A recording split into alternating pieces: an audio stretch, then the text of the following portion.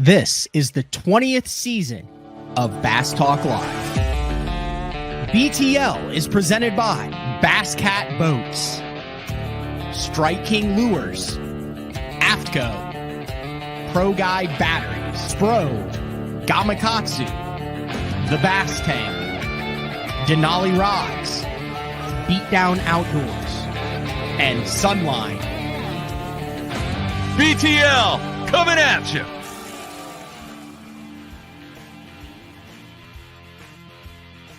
Good afternoon. You could be listening to it at any time of the day if you're on one of the iTunes platforms, but typically we go live 8:30 a.m. Monday through Thursday, and in this case on Friday too. We have a great guide day coming up with Jack York talking about guiding on Lake Fork, so look out for that on Friday. But today we have a long-standing guest, and this has been a long time coming. So I was at just outside the lock in Florida, which would have been the first open of the year, and a Bridgford boat pulls up and parks next to me. You know, you got time to BS and work on your tackle and wonder why you tied that on the night before when you're not even going to throw it, and everyone's getting. And it was Jim Moynagh, and Jim Moynagh, if you follow professional bass fishing, he has been around for a long time, a veteran with multiple wins, over $1.5 million in earnings, a staple on the FLW tour. I want to say since its inception. We'll get him on to talk about that, like 1996, 97, over a quarter century of high quality bass catching, and he's fishing the Bassmaster Opens this year. And he said, "Hey man, we started talking," and he said something about BTL, and I said, "Well, you know about BTL?" And he's like, "Yeah, I know about BTL." And I was like, "Dude, I want to get you on the show, man." And he said, "Yeah, I want to get on the show." So anyway, I've tried like 4 times over the last 4 months to get Jim Moynagh on the show. The dude is always fishing. Like, I know like 3 people who fish probably more than Jim Moynagh. Like, he's like, "Oh man, I'm practicing for this, I'm practicing for that." So we had it all lined up for this morning. I got all my notes to talk about Jim Moynagh because we're going to take a trip down memory lane and look into the future. And then there's a straight line wind that came through at like 7:41, knocked a tree down straight into the power line, and it took him 12 hours to fix it. So we got it fixed. We got Jim Moynagh. We got to be done with this show by 7 because there's an important playoff basketball game. But he's been kind of hanging out all day waiting for it. Cannot wait to get in a BTL with Jim Moynagh. There he is, Jim. Thanks for jumping on BTL. Yeah, well, thanks for the invite to be on the show. I do tune in every so often on your show, and to hear the intro music, and then like as I was hearing the intro music, I'm thinking like, wait a minute, I'm actually going to be like talking in this one instead of just watching. Yeah, and I'm looking forward to it. A lot of history, a lot of stories. You probably don't remember my first introduction to you, but I was interning for Mark Jeffries with the Bass Zone as a senior at the University of Oklahoma. And the first thing that he had me do was he sent me off on my own to cover the FLW tour in 2008. And he said, "Figure it out. I want daily reports. I want interviews with the top 10 anglers from every single event." And I went out, kind of worked with Chad Morgan Taylor a little bit. He had a deal with Jasper Engines and Transmissions at the time, which was also a sponsor. But the first time that I ever interviewed you would have been that April tournament that you nearly pulled off on Lake Norman.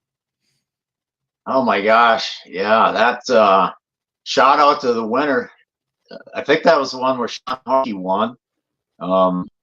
Shout out to him. He shows up with my Facebook likes every so often. He couldn't pay. So, but yeah. Sorry, I don't remember that, but I just remember the Lake Norman tournament. I have a hard time remembering who I met last week, let alone back in 2008. It is. So I led off on that. You started fishing this thing. You're an angler who kind of used a key win early in your career to kind of catapult yourself on the national level. Is that a fair assessment with what happened in the Forest Wood Open? Absolutely. And it wasn't just one key win. It was a multiple string of high level performances. Okay. Let me give you a little story here. So the year's 1995 and I'm in my 9th year of a full-time job working for a book publishing company, which we published several types of how-to books, including a series of books on hunting and fishing. The series of books was called the Hunting and Fishing Library, and I was involved in content development and just content creation and that. So, but my run there came to an end in August of 1995, and at that point, I had no plans. But I did have a plan that the following year, I was going to sign up for the Bass Master Invitationals. In fact, I already had signed up for them, and the Bassmaster Invitationals were basically the equivalent to the Bass Opens now, and they were a pro draw kind of a format. So anyways, so I had that term. So they had 2 tournaments. They had a couple divisions, and they had 2 tournaments in the late fall. First one was Arkansas River in like October 95. Then the next one, or maybe the next 3 were in the spring. I don't know, but there was 4 of them. But anyways, also I had some tournaments lined up in Minnesota, including we had a really big tournament back then in the early to mid 90s. It was called the Don Shelby U.S. Invitational. Don Shelby was an anchorman for one of our major networks in the Minneapolis-St. Paul area, and he loved the bass fish. So he decided to host this tournament, and Erwin Jacobs, who was the founder of the FLW. Erwin Jacobs, he was behind this tournament, and it was kind of his feeling out testing ground, really, for what later became the FLW when he started that. So anyways, really, I won this Don Shelby U.S. Invitational that fall, and I also won like 3 other local tournaments here. Got second in another championship tournament here locally. So I got laid off like in August, and literally like 45 days later, I bankrolled another like $86,000 into my bank account, plus the severance package they gave me. So I had that. And then, so then I fished 96. Now that is when FLW started. I did not fish the first year on the W Tour in 1996. Okay, so I did not fish that year. That was the second year. Yeah, so I started in 97, and what happened there was I saw, when they announced the schedule, it's probably in the fall 96, if they do it the way they do it now. And I saw they had Lake Minnetonka on the schedule, and I mean, I had been competing at a high level on that lake. So I'm like, I have to get in this tournament. So to best enhance my chances of doing so, I signed up for the whole tour. But after doing so, I was told that I was on the waiting list for every tournament, which sucked. But I'm like, okay, whatever. I better just try to, if they call me for any of these, I better get in on them, just to show a sort of an allegiance to what they're doing. Yeah. So the first one I actually got called to fish Lake Ross Barnett there in Jackson, Mississippi. So I went down there and actually finished like 11th or 12th in that tournament. So I had a good tournament there. And then they called me to fish Kentucky Lake, which I think was May, and I couldn't do that. I could not do that one, unfortunately. But then it got to be June, and June was the Lake Minnetonka tournament, which was deemed the Forest Wood Open. Well, it's not the same as what the Forest Wood Cup was, because the Forest Wood Cup in later years was the championship. Yeah. The Forest Wood Open was just a special tournament with elevated payouts and an elevated entry fee of $2,500 for a chance to win $200,000 first place. Can't do that anywhere this day and age. You Can we, ain't Jim? seeing that. You got that right. You're not seeing that anymore. So anyway, so it got to be June. I'm still on the waiting list for this tournament. And back then, there was no off-limits periods at all. So I just went about my business, fishing local tournaments out there in early June and, doing well. And the tournament, I believe, was like, I don't know, the 23rd or 4th or 22nd, something like that. So literally it got to be 9 days. And by now I'm calling Charlie Evans, the director, the tournament director. Where am I on the list? Where am I on the list? Am I going to get in? Am I going to get in? 2 days. And he's, I'm giving him my enthusiasm about it. And I don't know. Well, Bud, we're just working our best here. We're just working our way down the line. You're first on our list to call. They had a big list of people on the waiting list. But anyways, so there was no off limits period. Yeah. So I'm like, well, I'm just going to start practicing. And literally like 9 days before the tournament starts, I'm out there every day for 9 days straight. And it wasn't until it was either the day before or 2 days. I think it was the day before, but it might have been 2 days before that I finally got accepted into the tournament. And boy, was I happy because I had so many schools of fish found. There was no stopping me, at least in my mind at that point. And as it turns out, I did win that tournament for $200,000. It wasn't as easy as I thought it was going to be, but I won that one. And then so that was a huge boost to everything. And then actually then the next year, I had also, by that time, I also qualified into the Bassmaster Top 100 level, which is the equivalent of the Leech now. And so in the spring of 98 now, so we're 1 year later past my win in the Forestwood Open, I took, was it second or third in remember the Bassmaster Megabucks tournament? Yeah. Yeah, I took like second or third in that. So I got I remember it was like $38,000 or $39,000. It was like cash. Yeah, I just found it right here. It was $15,000 cash and then $22,000 merch, which was, I assume, a boat back then. Yeah, yep, exactly. And so I won that, and then they had the Forestwood Open again for $200,000, and I know I got second in that one, and I missed winning by one 12-inch fish. I had 4 fish, and it was a format where you re-zero on the last day, and I only brought in 4 fish. I think I lost by like 12 ounces. Oh my gosh, you did. You still won $100,000 though. I won $100,000 for that second place finish. So 2, 3.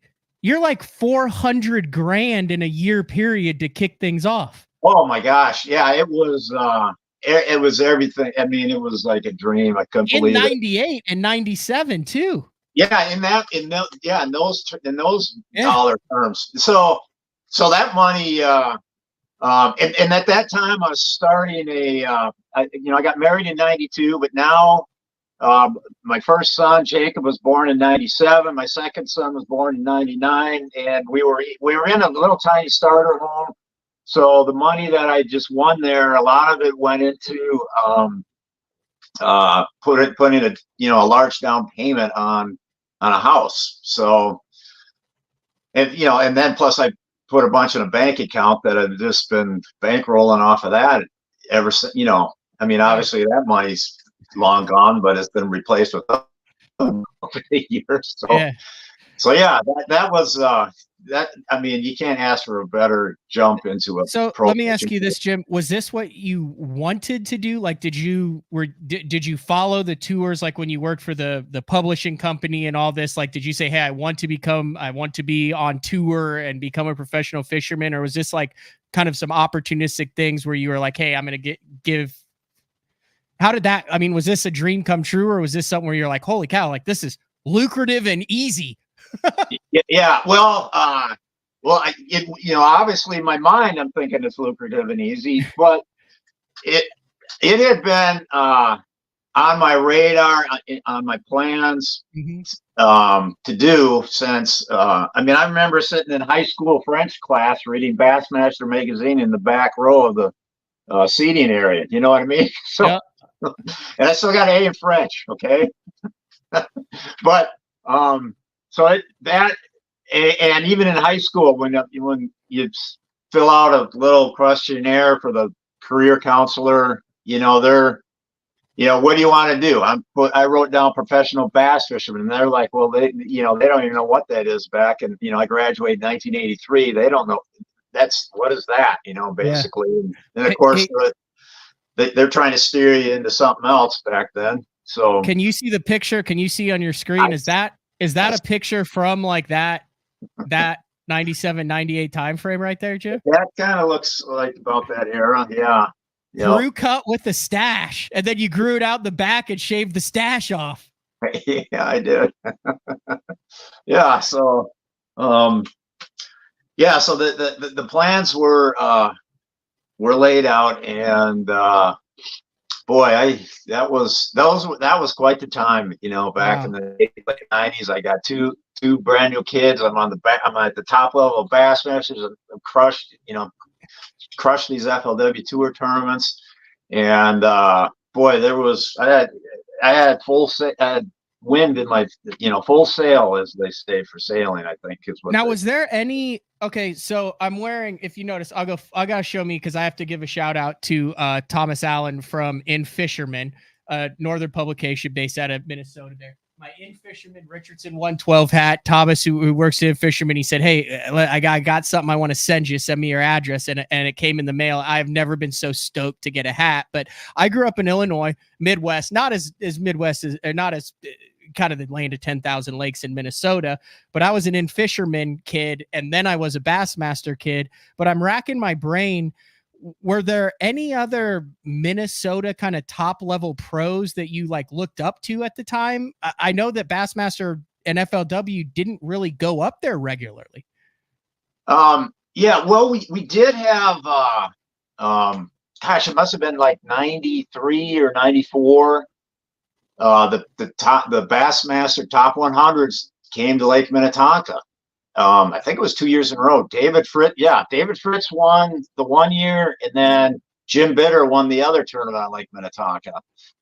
So that kind of got that going. But as far as other pros from Minnesota at that time, we had Ted Capra, who he'd done some high level Bassmaster stuff. Mike Getting a call. We'll just kill that. Okay. Look like Sam.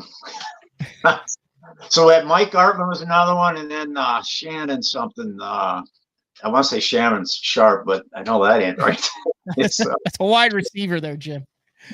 Yeah, it was Shannon something, but no, there was a couple guys, but not like there is now. I mean, gosh, I can't believe how many guys are from Minnesota now, like fishing the elites. Wow. Yeah, it's wild. I mean, obviously Seth with the Angler of the Year. You got Josh Douglas, who's on the elite set. There's a ton of. I mean, you start naming them, you start leaving guys out. But Austin Felix, Bob Downey. Here's the quite the coincidence with Bob Downey. So where I live now is at the old family cabin that we've had on a 1,700 acre lake here in Minnesota.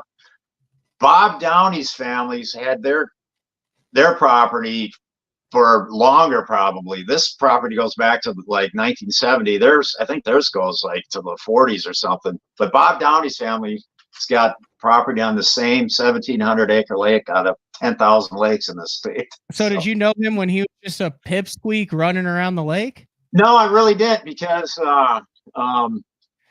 for quite some time, I really, I was only getting up here a couple times a season, and because I was so busy with tournaments and my family, my young family and that, so wasn't really getting up here. But I do remember one time Bob reaching out to like Facebook Messenger and saying hi and stuff and introducing himself. This was before he was on the elites, and I wasn't sure who he was and stuff, but I know who he is now. So let me get this right. So from 98, basically 98 to 2002. So 6 years, you've got a young family, you have these wins under your belt, and you're fishing the full FLW Tour schedule and the full top level Bassmaster schedule. Okay, well, we need to revise that. So I fished 2 years on the Bassmaster top 100s. Yep. And I it was too much. I had 2 boys in diapers, and I'm like, I can't do this. I'm missing out on too much of their young lives. Mm-hmm. So I had to make a decision. Do I cut, do I keep with the Bassmasters? Do I keep with the FLW? And it wasn't an easy decision, but I decided to just stay with the FLW at that time, and had to just let go of the Bassmaster. But just having the time with my kids is irreplaceable. And even just fishing the FLW Tour, man, it was crushing at times to be gone. Did you feel a little bit more of a allegiance to FLW back in the day? Were you able to develop a relationship with Irwin through that early the Don Shelby tournament win that you said he was kind of a part of? Did you get to know him a little bit during that time? Not really. We would, he'd say hi to me in passing, when he'd show up at an FLW Tour tournament. And we might have a small conversation here and there if he was happened to be at an FLW Tour tournament. But certainly nothing into I didn't know anything about his personal life. He didn't know anything about my personal life, kind of a thing. So my extent was I was in an elevator with him one time at a Forest Wood Cup, and the doors were closing, and a hand with a very big ring on it stopped the door, and Irwin just stepped onto the elevator, and it was just me and Irwin, and we were riding it to the top. And I said, "Mr. Jacobs, I work in the media. It's an honor to be at your event." He asked my name, shook my hand, the whole 9 yards, and that was my Irwin Jacobs story there. Yeah, Irwin. I feel like I owe a lot to that guy. Mm-hmm. He obviously didn't start the FLW Tour just for me, but just the fact that was in existence, and his passion, for trying to get that, going. And I was a big, early beneficiary of his efforts there, and eventually I got to be on one of the FLW sponsor teams. You like, dude, you're like the poster child for FL. That's where we're going next with this interview. Oh, there we go. Yeah, that was Jim Tutt calling from Texas. I got to talk to him. He's been on a team too. He was Rice Krispies. Yeah, he was on the Kellogg's. But yeah, I remember I started with Lowry Seasoning, and then they pulled out, and then it was with Tyson Foods, and then they pulled out, and then Jim wants to get a hold of you there. Sorry, Jim. Watch the show. Look. So as you do this, fortunately, one of the good things that MLF has kept is the photo galleries for back in the day. So we had a Lowry's food photo. There's the Tyson food photo. Yeah. You're still high and tight there, Jim. You haven't started growing the locks yet. Yeah, and then it was BP after that, the petroleum company. Yep. And these sponsored these sponsorships through FLW were perfect for me, just perfect, because all they required was for you to just show up and do their expos, right? So I'm already at the tournament site, and you just have to show up at the expo for 2 days, days 3 and 4. That's all you had to do. And it was perfect. I didn't have to do any of the scheduling, no wrangling of this or that. It was just so easy which gave me all this freedom to, when I was done with the tournament and the expos, I'd get to just go home and I got to spend family time at home. So it was really almost a hands-off thing. And then the last one after BP, it was the Mars Candy. So they had me in a M&M's wrapped boat and truck, which, man, that was quite the eye catcher. And then also Snickers. That M&M's, man, everybody would be taking pictures going down the interstates of me driving and stuff. It was kind of crazy. If you don't want to go here, you don't have to, but I'd just be curious. Those team deals, we've heard a lot about it. We've heard some guys who said that they were bad because it was through the corporate and you didn't get to vote. You've heard a lot of other guys said that they were really good. Like, what was a standard, go to the heyday of FLW, what was a standard team deal? Like, are we talking $500,000, or are we talking entry fees and a boat and truck? What are we working with here, Jim? Well, I can only speak for myself. I don't know what a guy like Jimmy Houston might have been getting, or Larry Nixon, or David Dudley.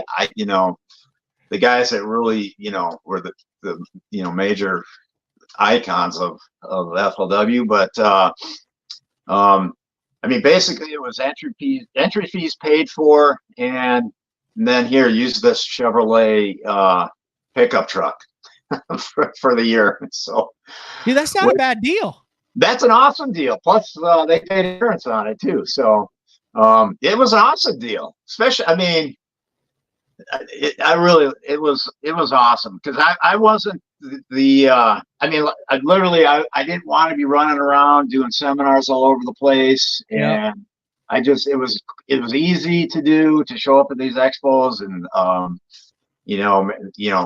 it worked out really good for my lifestyle back then, where I still had kids in diapers, and, well, I guess later in my career with FLW, they weren't diapers anymore, but yeah, at least, I can bring them to their hockey games, bring them to their basketball games. You still miss out on a few, but that's the way it goes. There was one hockey tournament I refused to miss that my son Matt was in. It's like, there was this big hockey tournament in Fargo, North Dakota, and I said, you know what? I'm going to that, and I'm going to go to this FLW Tour tournament on Table Rock with no practice. so that's what I did. So I show up at the tournament meeting, meet my co-angler. Well, the first question is, yeah, how'd you do in practice? And I'm like, well, I didn't practice. And he had his face just went dead. It was like expressionless. He couldn't believe what he just heard. But I think I finished 26th in that tournament. It was a really tough tournament, and I just threw a all-terrain tackle football jig in my hand and just drag it for 2 days straight and got 26th place. What was it like during that time? I think FLW, and there's still a lot of people that are with MLF that are from the FLW days. I don't think they get enough credit for how innovative they were with their coverage. Now, some of it might have been a tad intrusive to the anglers, the boom mics, the battery packs, the hat cams, but you were there for all of that and got to experience it. Was it kind of the Wild West as far as Irwin with the Walmart money and the TV coverage, trying to figure out how the hell to cover this professional bass fishing thing from an entertaining standpoint? Yeah, that's I just did as I was told, if I happened to make it, a TV round or whatever. But I do remember making qualifying for the final day at Pickwick Lake back in 07, 08, 06, somewhere in there. And it was a cold tournament, and I'm running from McFarland Park, which is up by the dam, the Lake Wilson Dam. And so I'd run the whole length of the lake down the lower end where I was fishing, and it was cold. It's one of those mornings where there's like patches of cold fog, and it was just cold. And so I've got all this garb on, and then literally this battery pack had to be like 25 pounds. I mean, around your waist, which doesn't sound like much, but when you're standing and fishing all day, plus wearing all your heavy outdoor clothing, it's yeah. Glad I was a younger man at that time doing that. I could still do it now, but yeah. the guy had to be in shape for that a little bit. I also saw this picture. This reminded me. Remember when they tried all the different ways to weigh in fish? So like at some championships, they'd have you weigh your fish one at a time. Like on the final day, like everyone would round robin weigh one fish, and then you'd weigh the next one. Then remember they did this water weigh deal where you'd like put them through the tube into the Yes, I did not. That water weighing thing just seemed too sketchy. Yeah, no, guys, we're not fans of that. And then like you're trying to prove how cool it is, and then you get one that just like deep throats a football head at 9 a.m. in a summer tournament, and it's just stiff as a board upside down in the water well. Exactly. Well, it's there. I mean, most you know how it is with our tournaments. Most of our fish are released alive after the weigh, but I remember there was, things happen. Live wells go out, whatever, or like you said, you catch a bunch of fish deep, and I remember one angle. I mean, literally all those fish were just floating in there, and it's a bad look. So yeah, I'm glad they got rid of that system for sure. But yeah, they had different round rod, like back when I won that Forest Wood Open in 1997. It was you put a fish in the. Basically, you had to beat the guy that weighed right in front of you. So the first guy would bring up one fish, and then the second guy would have to bring up enough fish to beat that one fish, and then you just kind of went around. And they had the boats like circle around the stage. So you sat in this boat that was set. It wasn't your boat; it was one of their decorative boats, and they had water in the live. We had our fish in the live wells. We had them. We brought them to these boats like in bags where nobody could see, and then you dump them in the live well so nobody could really see what was going on, just to keep everybody expense. Because you don't want somebody to see somebody dump a bunch of 5-pounders in, because then you know who's won the tournament. so anyways, you just one angler would bring his up, and then the next guy would have to beat his with either one big one or two average ones or whatever. So yeah, there's different ways they did things throughout the years. Go back and watch that tournament that you won. I can find the Forest Wood Cup in that year, but that year was on Ferguson, right? Yes. Yeah. But I cannot find the Open. That's got to be Lynn Dollar. Yeah, Lynn Dollar. You watch Lynn Dollar's YouTube channel? You ever scroll through that back late at night, Jim? So I see a few of his. Some of his videos show up in my feed every so often, and those are fun. All right, let's make this full circle, and then you mentioned a couple things while you were talking about some of the FLW days that I want to circle back, mainly the football head jig and a couple other things. But 26 years full-time FLW Tour Pro, 14 Forest Wood Cups, $1.6 million in earnings between FLW and MLF there at the end. Talk a little bit about the end. We know that things started with bass, but you have not fished in a Bassmaster Classic. Was that a catalyst in making the move to the Bassmaster Opens this past season? Not really. That wasn't a catalyst. It sounded good in my head, Jim. I mean, okay. The catalyst was, what's my best career move so I can keep doing this and maybe excel at this a little and have a little more success with it. So that was the catalyst. It just seems like Bassmaster was more aligned with how I like to see things run. Fair enough. And that's important to me. So I'll say this: all the tournament directors with FLW, I loved every one of them, and all the rank and file employees that I got to know and say hi to all the time. Love them all. 244 FLW and MLF tournaments over the career. All right, we're going to take a break. When we come back, I want to get into some fishing stuff. I want to talk Minnetonka. I want to talk football head. I want to talk kind of your style of fishing. And I also want to talk about how you can remain so passionate on the water after so many years without burning out. Because like I said, dude, you're like on the water every time I try to get you on the dang show. We can talk about that. You good with that? All right. It is BTL, a special afternoon edition, Wednesday afternoon, June 22nd, Minnesota's Jim Moynagh will be back right after this. The new Puma STS has been redesigned from the ground up. With the angler, design, function, and performance in mind, nothing on this new offering was compromised, and the only thing carried over from the previous version is the name. Based on the Soft Touch series hull that started with the flagship Jaguar, this new model is nimble and performs incredibly well at all speeds with either a 250 or 300 horsepower engine. Featuring a new 96-inch wide-body footprint, this hull measures out at 20 foot 7 inches in length. Industry-leading design coupled with tournament-winning performance. The Puma STS from Basscat. Feel the rush.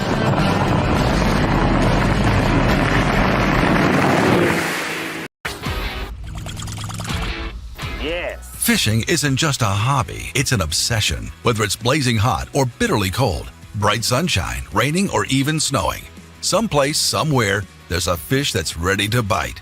And as the angler, you need baits that will catch the fish anywhere, anytime, no matter the conditions. From throwing top waters to cranking the depths, know the baits to throw. Choose Spro. Having confidence in your tackle while on the water is one of the main things to success, in my opinion. In the last couple of years with Denali, I've had just that. From anything from spinning rods, casting rods, tungsten products, even now to casting and spinning reels, I have the confidence to go out there and get the job done and know that all my equipment is going to handle it and do it just the way I want it. The thing about Denali is you've got great quality products at a great price point, so make sure you check them out. It's definitely not quarter today. Man, I really need to make this cut. I need to make up points quick. Positive mental attitude. I hope they stay where I found them. Are they even pulling water? Too far. I hope nobody else. Man, it's too windy. The water's too high. Avco, keeping you comfortable on the outside, no matter how you're feeling on the inside. All right, welcome back, BTL, on a Wednesday afternoon. We finally got Jim Moynagh off the water. The tree is no longer on the power line, and we got your video working. So we're 3 for 3, and we've made it 38 minutes. So this is successful regardless of what happens in the last half hour, Jim. So I was told by a number of people over the last 2 months when I was like, man, I've been trying to get Jim Moynagh on the show, and I think it would be an awesome show. And all of them said, dude, that guy's the football. And I just saw it right here in the comment, right here. Who said it in the comments? Yep, Jim G. Lopez. Jim is the football king. Everyone said, dude, he is the football jig guy. You got to talk to him about throwing a football head on Minnetonka. You got to talk to him about the football head. He basically invented throwing the football head. Is that true? Did you invent the football head, Jim? No, I did not invent the football head. Obviously I wish I did, but that's actually rooted in California or out west. So early in the show, I was talking about this book publishing company I work for, and they did outdoor books on hunting and fishing. So I was working on a bass fishing book, doing some research to get content. And I actually met and interviewed some Western anglers, 2 of which both showed me this football head. One his name was Ted Miller, and he was out of the Phoenix, Arizona area. Okay. And the other angler's name was Randy Best out of Southern California. I've heard of Randy Best, I believe. Yeah. So these guys are the ones that put me onto it, but it was just that, no other part of the country had even heard of it. So I just fell in love with it right away. And I just thought it was the neatest thing, because I immediately realized how it crawled across the bottom so different than than a jig that was more have a bullet head or had an Archie style head. It just crawled across the bottom completely different, and you could feel it so much better. So I fell in love with it, and it took me a little while to so I brought it up here to Minnesota, and it took me a little while to identify the windows of opportunity with it. But when I did, I had populations of fish to myself. I mean, and they were the biggest they're the biggest fish in the lakes I was fishing. So I went on kind of a tear, winning, or either winning or placing really high in a lot of local tournaments on Lake Minnetonka and stuff. So,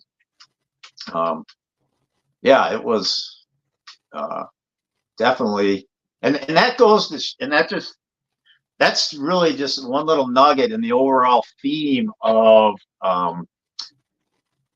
if they can somehow get on the front end of a new fishing technique or new technology, if you get on the front end wave of that, you're going to have a couple good years, really good years. But that's the challenge, especially in today's age where you can't be alone on the front end of something for very long with all the cameras around. So, examples are like the Senko. Yeah. I was on the front end of that one, luckily, and I'll never forget. Yeah, probably the first mention of the Senko in any Bassmaster tournament report was probably me in that 1998 Bassmaster Mega Bucks tournament where I had a high finish that we talked about earlier in the show. That I used that Senko to it was either second or third. I think it might have been third. Yeah. 64 pounds, 8 ounces. Yeah. So, and in the interview, in the write-up in Bass Time, the Bass Times, the paper copy that went out. I still read that every month. Yeah. I gave that up, and then, but I didn't think anybody even pay attention to it because, and I don't know if they did at that time either, but you know what it looked. I mean, everybody knows what Senko looks like. It's like, what? This is going to catch me fish? Really? I mean, sure, it'll catch me some, but is it that much better? Well, I'll never forget. It was probably about 6 years later or so. I go to this tournament on Lake Table Rock, and all the chatter is Senko this, Senko that. I'm like, I was so mad. Man, because you had it under your hat for half a decade. Well, I thought I did. I mean, I did for a couple of years, but somewhere, in this part of the, here in this region, the Table Rock, Ozark region, they had, anglers there had gotten onto it, but, who knows how, but they How did you get onto it? I got sent like a sample pack from Yamamoto Baits. So Gary just sent them out to the guys that he knew. I don't know if I got it right from Gary or if it might have been part of that that fishing publication and that I was part of. We might have got some to, I might have still been working there when I got them initially, and didn't really use them. Probably didn't really use them the first year or two because that would have been 95, and then were you a Sluggo guy before the Senko? Yeah, I was. I kind of know my history. I know my history a little bit, Jim. History's good. History's great. So yeah, Sluggo went Sluggo and then Senko, right? Yeah. So let's go back to so I'm at Table Rock in the early 2000s, and I'm just disgusted that everybody knows about this. So I literally never threw a Senko for like the next 3 years. I was so mad about it, and that was a huge mistake. Because I got back to throwing it and still throw it quite a bit. So weightless. Were you throwing it weightless back then, or were you putting a little bit of lead in front of it? No, back then it was weightless. That's all I knew. I wasn't smart enough to start adding, nail weights to it and stuff. So just Texas rigged on mono, 20-pound mono. I was throwing it, on mono, and a lot of Texas rigging. So, but then I did switch over to wacky rigging. That probably, most of the time I have been wacky rigging it mostly. So it must have been like after, even in that Mega Bucks tournament, I might have been wacky rigging it. And here's why. So this would have been a Table Rock tournament. It would have been a Bassmaster Invitational that, and it was before I qualified for the top 100s with Bassmaster. So this would have been like 96 or 97. And I got paired in the invitation with George Cochran. Okay, from Gentleman George, the legend. Yeah. And so it was the third day of the tournament, and everybody fished all 3 days in those tournaments. So here I am paired with it's a pro draw. So I'm paired with George Cochran. And no, it was the second day of the tournament. That's what it was, I think, or was it the third? I don't know. It was the third. So anyways, I'm paired with George, and so he's wacky rigging a cream scoundrel, right? You know that one, right? Oh yeah, the one that looks like an actual earthworm. Exactly. so he's fishing that and a little hula drum. So and I'm at this point I'm out of the back of the boat because he's in contention to win. Yeah. I'm mid standing, so I'm just fishing out of the back of his boat all day. But I watched him catch fish on that wacky rig scoundrel. So of course, like, well, if he's doing it, I better start doing this. So that's so I started wacky rigging a lot of stuff shortly thereafter, and do a lot of it even now. So, well, I mean, you were part of there during the Mecca, like that was the Wacky Worm Tour for a while there with Ayler and Dudley and Cody Meyer, Gabe Boulevard. Like, I mean, you guys went to Beaver Lake every year, Lake Norman regularly. Like, I mean, that was like the thing to do there was wacky rig a weightless stick bait. Like that seemed to be like a staple on the FLW tour for a solid decade. Yeah, a lot of guys. I remember talking to David Walker one time, and he just called it the Senko tour, FLW Senko tour. So, and then you got like Tharp and stuff in there, and Chris Lane, like the guys who started, Bobby Lane, the guys who started to freaking braid and flip and all that. Right, but I was trying to do a lot of other things, but yeah. It's like I probably needed to commit more to that wacky rigging. But I'll say this on that Lake. You mentioned Lake Norman in that comment, and dude, I had this topwater bait that I was throwing up on docks. That man, I think we went there 3 years in a row, and I made the top 10 like 3 years in a row throwing this. It was a combination, throwing this topwater and also throwing a Senko under docks. So. Interesting. It was. So before we get off of it, we kind of talked, you went through all your sponsors, but like you've been with Bridgford for a long time now. And I think they've got a very solid pro team that is in the public eye, both on the water and off the water with YouTube. I mean, obviously you got Matt Steffen and Randy and yourself. Talk about how you got with Bridgford, because I mean, you're kind of synonymous with that brand now. It's your colors. It'd be weird to see you in anything else at this point of your career, Jim. I love Bridgford and the people that run this fishing team. I love my teammates. My teammates are really smart guys, every one of them. It's like we usually have a team meeting every year where the team gets together with the management and we discuss how the year went and discuss moving forward what we can do for the next year. And I always feel like I'm the dumbest one in the room. You know what I mean? I'm used to that feeling, Jim. These guys are so articulate and well spoken. They have great ideas. And it's a treat. I love going to these meetings because it's a treat getting to hang out with these guys. You know what I mean? I'm hanging out with Luke Clausen, Matt, Randy, Joey Reeby from out west. That guy's a stud. He just won. He did. He just won. What was it? A one bass tournament on Lake Havasu. Is it Patek, who I just met? He's fishing the opens too. Who? Patek. Oh yeah, Brian Partak. Yeah. Yep, Partak. Yep, he was super nice. I met him in the bag line. He's the newest member of the team, and I've gotten to hang out with him a little bit. And very sharp. Yeah.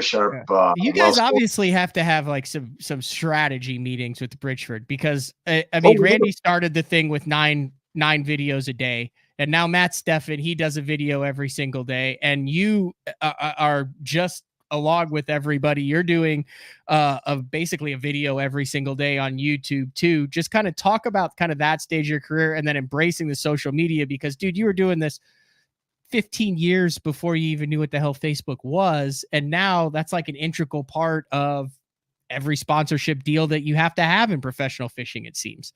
Hey, here's a little historical nugget. I can guarantee you I was the first professional fisherman with a web page.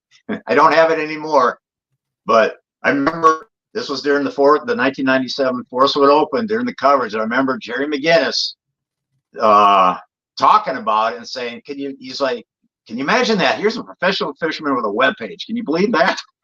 that was, I'm paraphrasing. Was that on air? Was that on air? I think it might have been. Dude, I'm gonna have to dig into the $Lynn archives. I would love to find that friggin' I think it was. I don't know if it was. I don't know if it made it on the final edit show, but I just remember him making those comments, and it might have been. I think it was. I think it was actually out fishing, and they cut to an angler while he's actually out competing, and ask him a few questions. Jerry and Tommy. They would, ask a few questions while the angler's fishing, and then, but I remember him saying, but that was one of the topics was on one of these cutaways was my web page. So, but I don't have the web page anymore. Don't look for it.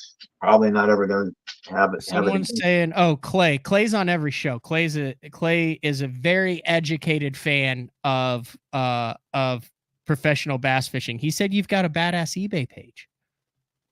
A badass what page? eBay? I do? No? That's Jim's eBay is cool. Oh my gosh. No? Do you not have an eBay page? I do not have. I'm looking on eBay. Here's a bunch of Jim Moynagh football heads for sale on here, but I don't know if you got an eBay page you don't know about? Son, it's a case of somebody making money off of me when. He's saying it's called. He said it's called Moynagh at the Lake. He said that's not the name of it. Hell no, that ain't me. Hold on, I gotta look this up, Jim. Now I'm interested. Oh my god. Okay, here it is. Yeah. Now he's doing the crying face emoji. I'm looking it up. I'm not finding it on here. Here's someone named Moynagh who looks to appear to be selling cycling and clogging shoes. That's not you, isn't it? You're not selling yeah, I'm doing the clogging shoes. That's my hidden little secret. I do want to mention this. So I think my buddy Bart filmed this with All Terrain Tackle, the Moynagh and Minnetonka, the story of a bass fishing legend. Was that Bart behind the camera on that deal? Yeah, that was Adam Partuzek. Yeah, and, we call him Bart. Yeah, and I was really happy with how that came out. So that was a project by All Terrain Tackle. There it is right there, guys. It's 40 minutes long. It's fantastic. It's well edited. It goes way more kind of in depth into some of the history of it. It gets you on the water. It's called Moynagh at Minnetonka, the story of a Minnesota bass fishing legend. And it's cool. It says every professional bass fisherman has a tournament that defines and catapults their career. For Jim, it was the 97 Forestwood Cup Open, which we've kind of figured out was a combination of a number of tournaments. That one, $200K definitely. Yeah, that was the anchor. That was the anchor one right there. But guys, like when you sit back and watch, it's only got 5.2 thousand views. Like when you sit back and watch, that's when you want to queue up, put it on the big screen on the smart TV and watch that 40-minute production. It's really cool and kind of goes a lot into your history and up north, football jig, the whole 9 yards. Yeah, I'm really, Adam did a great job with that, and I thank All Terrain Tackle and Adam for putting that out there. That was pretty cool. So what? Okay, Oklahoma, we still like football head is still a state, like it never went anywhere. I mean, it's not as prevalent because you're like, oh look, they'll eat a minnow now, but you still throw football head in Oklahoma. What What do you think it is about a football head that makes it so productive coast to coast?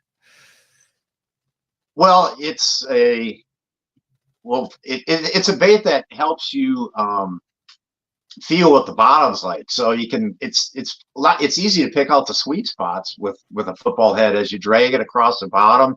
You know, you can tell the difference between clay, between sand, gravel, bigger rock, and I don't know, it just helps you pick out those little sweet spots. And then not only that, it's the crawfish mimicker, so bass everywhere eat crawdads. So it's just the thing with the football head, you just need hard bottom. Okay, so there's certain fisheries where you don't have a lot of that, so it's just not even a possibility because you can't fish it through weeds and that. So it's a hard bottom bait, but where there's hard bottom, it's always an option.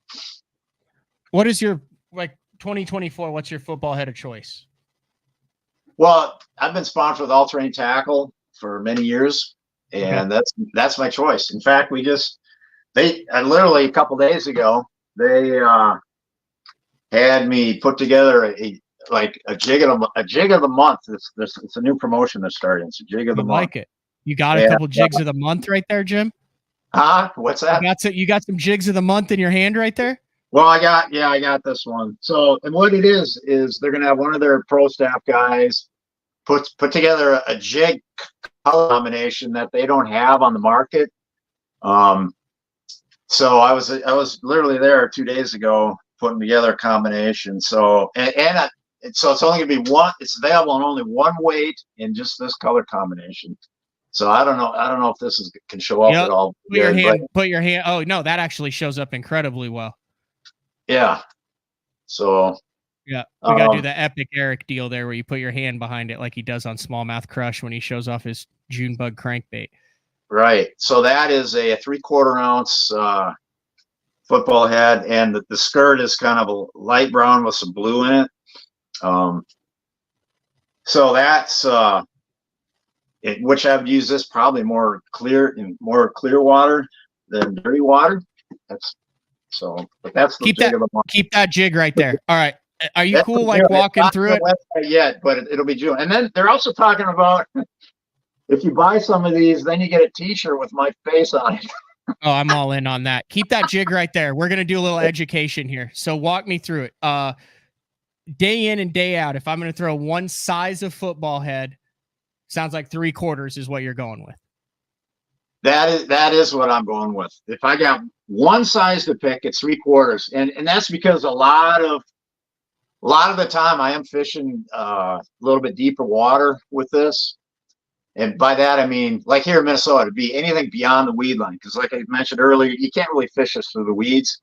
You have to be out beyond the weed line, and so you're catching smallmouth and largemouth on this thing out beyond the weed line, and that's typically depends on the water clarity, because the weeds grow to different depths given different water clarities. But generally, it's going to be 10 feet or more, and I just want my bait. And the fish are so often positioned right on the bottom that it's like, just let me throw a 3/4 ounce there and let's get that thing to the bottom right now where the fish are. So, and then plus with that at that depth, you just feel with a heavier bait, you just feel the bottom better. Horizontal versus vertical line tie. I'm going through all these. I'm going to go through all these features because I just want to know because this is a horizontal tie. Okay, talk about why. There's not a big difference, but I think it just is a better balance as a lure. I think with this way, and I just like, because you do crawl it over stumps at times. You do have to finesse it through a brush pile sometimes, and I think it helps with that a little bit too. Yeah, there you go. So that's like what, a 60-degree horizontal line tie. Yeah, that's what it looks like.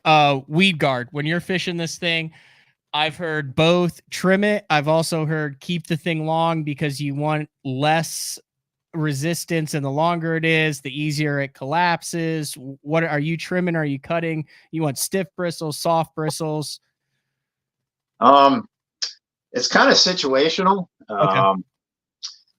So I generally, like, this one doesn't need any trimming, and this is just stock. I mean, the top, the end of the bristles, go just past the point of the hook. So it really doesn't need trimming, but sometimes you might want to thin it out a little bit.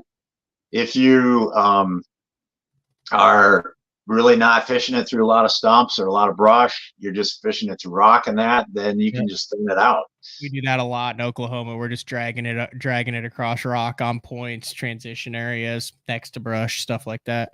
Yeah. And then, are you a freak when it comes to, it's got to be a certain type of rubber with density or else they won't eat it? Like, you got the rookie out there from Maine, Tyler Williams. He's got to have the round rubber on his jig. You got other guys who like a silicone skirt.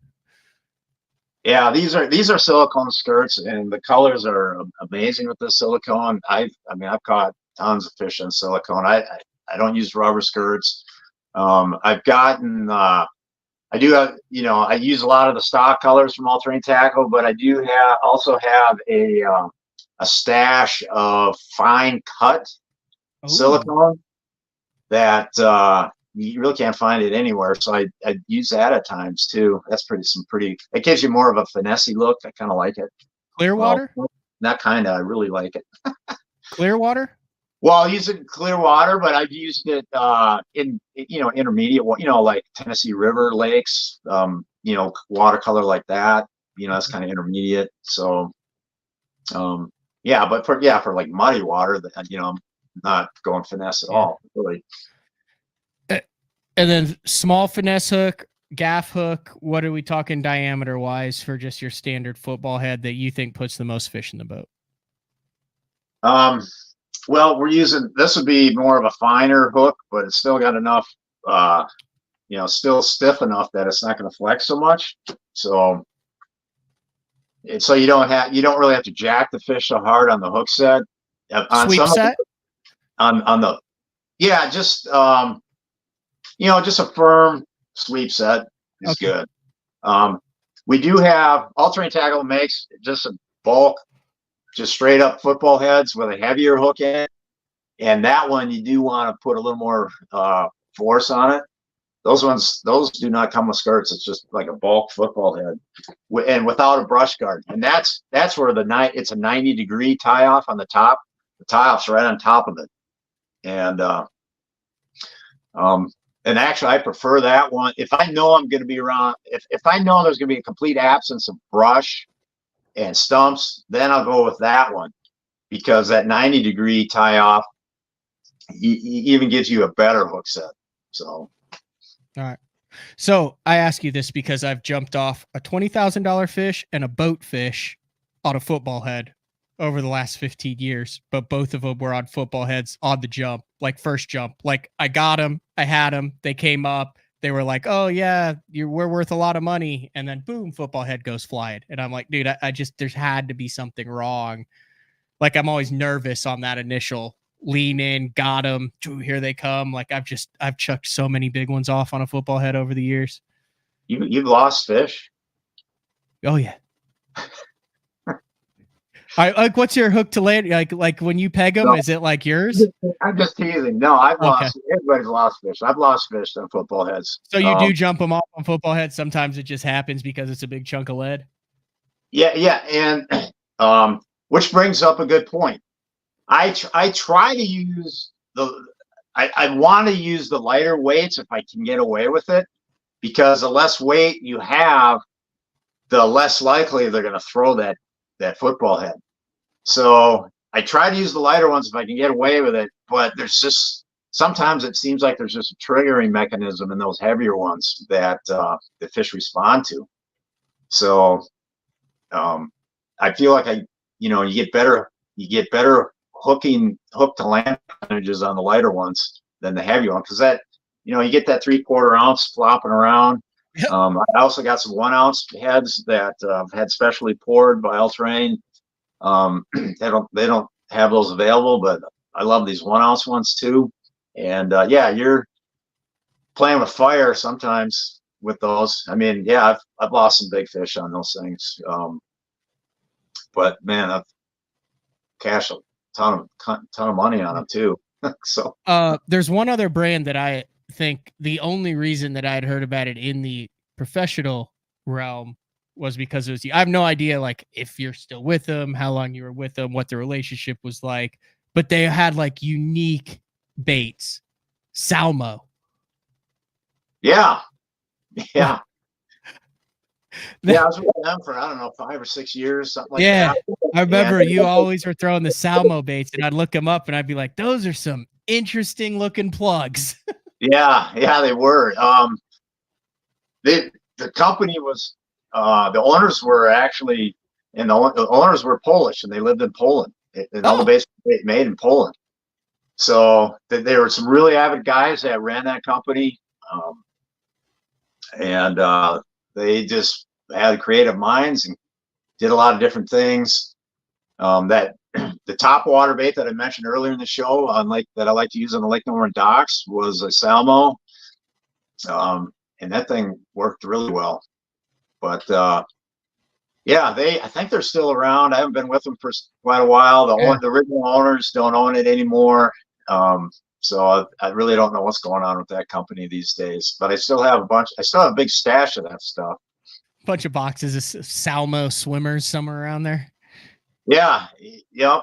I got them. Okay, a little house cleaning. So you were getting confused with Brent Broderick, former Elite Series pro, who is Brody of the Lake, who has a thriving eBay business. I think that's what he does full time. I think it's just you both have the hair. So Clay got you confused with Brody of the Lake. And then a couple people in the chat also pointing out, I believe fellow Minnesotan Derek Remitz did a lot of damage in his Elite Series rookie win on Lake Amistad, and then followed it up with a second place in the next event on a football head. That's right. He did.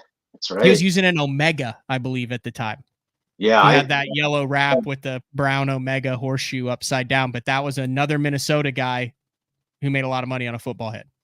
Yeah, I didn't know which kind he was using, but yeah, I do. Now that you say that, I remember reading that at the time. So definitely. But yeah. You got to do all your videos on that set, Jim. Like that looks like a diehard bass fishing Minnesota video set right there. Like the chair with the different colors in the background. And then like I want to know what's in those boxes behind. Like, I feel like there might be some pre-Rapala wiggle warts in there, maybe a couple Lindy rigs like that. This is your set out of all the guests we've had on, and we've had KVD on with 95 magazine titles covers behind him. We've had Jacob Wheeler with the Schreider trophies. This is my favorite background out of everyone that I've had on BTL. I'm not kidding. Yeah, I've had some good comments. See, on my YouTube channel, I have shot some stuff down here, but not much recently. But a couple years ago, I was basically when COVID hit, I moved here to take care of my dad during COVID. His health was failing. So I'd go down here to shoot my videos while he'd be upstairs watching football or whatever. And so I've kind of gotten away from shooting stuff down here, but for some reason I thought maybe I'll shoot this down here this time. So this needs to be your new thing. Like Stefan has the whole wall of tackle behind him and stuff. And Randy's always like in a traffic emergency driving down the highway in his videos. Like this needs to be your thing. Yeah, it's kind of a trashy mess back there. No, it looks good though because you can't see it. It looks super organized, honestly, but it's a good look, Jim. Everything is boxed up. I mean, some of those boxes aren't labeled, so I can't remember what's in all of them. But yeah, so I know you got a pregame for the T-Wolves game that's coming up later tonight, right? Well, yeah, I was thinking of driving to town to pick up a game at the That'd be fun. Local watering hole. So nothing like watching a game, pulling up on a seat and watching a game at the bar and not knowing the guys on either side, and then you end up kind of chatting with them. That's always a good I like that. That's always good. Although the last time I did this, I was in the middle of a big argument. I had my cousin on this side and the stranger on this side, and they were arguing because my cousin's a woman, and she was trying to explain this ruling on this penalty and this ruling, which she was 100% right about, but this guy couldn't accept it because she was a woman, and he could not accept that she knew more about it than what he did. So I'll never forget that one. And I was just sitting right between that. And I was at a Chili's. In Alabama during football season, and OU was playing, and it was right after they had announced they were going to the SEC. And I ended up at the corner seat. So like, here's the Chili's bar, right? So I'm at the corner seat right here, eating my egg rolls and chicken fingers. And I've got an Auburn fan here and an Alabama fan here. And I'm an Oklahoma grad, right? Yeah. So you've got these two, and I'm minding my own business, and I'm watching football on the screen, and they start talking just all sorts of crap about Oklahoma. They're like agreeing. You got an Auburn and an Alabama fan that are bonding over how crappy Oklahoma is, and they go into the state and the fans and the program and all that. And I don't say anything. I'm just sitting there eating my chicken fingers. You ever had those egg rolls? They have like the corn in them and stuff from. Yeah. It might be Applebee's. It was Applebee's, not Chili's. Anyway, so one of them turns to me. He goes, "Well, who are you rooting for?" And I said, OU, which they both went, "Oh no." Then he goes, "Where are you from?" I said, "Oklahoma." They said, "Where'd you go to school?" And I said, "I graduated from the University of Oklahoma." Both of them apologized to me. I said, "That's fine." But dude, I love that stuff. I love the sports stuff. Yeah, right. Love the sports stuff. I'd be remiss if I didn't ask you about Leech. You got to be like, you and Eastern Fothergill have to be the favorites going into Leech in the Open, right? Yeah. Before we do that, we're running out of time. Maybe we don't have enough time for this. No, we got plenty of time. It's totally up to you. I can go however long I want. It would a very current topic in my professional career right now would be. Right now, I'm basically, if things keep going the way they're going with my fishing this year, this would go down as the worst fishing year of my career. So call it a slump, call it whatever you might be, but this is a very relevant topic. And is it just a slump, or is it tied? I'm 59 years old. So is it tied into a natural decline in the, as I age? Is it tied into that? It's a real psychological wrestling match I've been having to deal with for the last. Have you run the stats, Jim? Have I run the stats? What do you mean?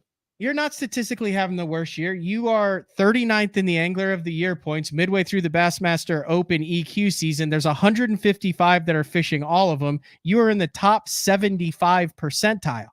Okay. What you're not seeing are the Toyota Series tournaments that I've done. Okay. And the most recent, the most recent Bassmaster, I was 18th in the points after the first three. Now, after the most recent one, I went from 18th to 39th on the back of like 140th third place finish. And then to bookend that, like multiple times, are these Toyota tournaments. Like I fished Lake Eufaula there in Oklahoma last week. I had a bad tournament there. Finished. Okay. You can't be hard on yourself there. That was miserable. The lake came up. There were 3 tornadoes that hit the lake. Then it came up. Then it dropped. Then it came up again. Then it dropped again. 3/4 of the lake was incredibly muddy. I don't care. It's I mean, people call it. There's guys that caught them, and I was in the lower half of the standings there. Go back to Smith Lake a few weeks ago. It was the lower half of the standings there. Go back to Toledo Bend, the lower half. I mean, seriously, I've got like 4 in a row where I'm like, right at it. Like, there's only a third of the guys that did worse than I did, and that just doesn't happen that often. So, I mean, I might have one of those out of the year, but to string 4 of them together like that, And so then it's like, then you just start wondering, well, am I getting too old for this? Because there is a natural, it's just natural. Guys' performance starts to tail off once they get to a certain age. And that age varies a little bit from angler to angler, but I've always pinned the number 60 as the typical age where you start seeing, pros start becoming more inconsistent. They're still capable of a win. Mm-hmm. Like, for example, Rick Clunn in recent years, and I remember Guido Hibden probably 10, 12 years ago, all of a sudden he won Alabama. And so these guys, these legends are still capable of a win. Like, you can see Shaw Grigsby all of a sudden winning something, right? But consistency is the problem. And with this recent run of inconsistency on my part, it just is. Am I at that point? Because in my mind, I want to step away from the tournament game while I still have chips in front of me. You know what I mean? Mm-hmm. I don't want to put all my chips back. Give them all away. Is fishing, the beautiful thing about tournament fishing is you are always 3 days away from totally forgetting the bad decisions, the slumps, the near misses. You're 3 days away from another trophy, 60,000, a Bassmaster class. Like, that's what I think the amazing thing about this sport is. Yeah, that eternal optimism. That's what we got to reach for. But man, I've really getting into a negative feedback loop to where this is not. I'm not proud of this at all. But at the last turn in Oklahoma, I really felt stupid because I kind of got into a little argument with a guy at the staging tanks before you bring up your fish to the weigh-in. There was some confusion as to how the line was forming and the end of the line, what was the front of the line, and it's so out of character for me. I just started harking on this guy because I thought he was jumping the line, and I just started mouthing off to him.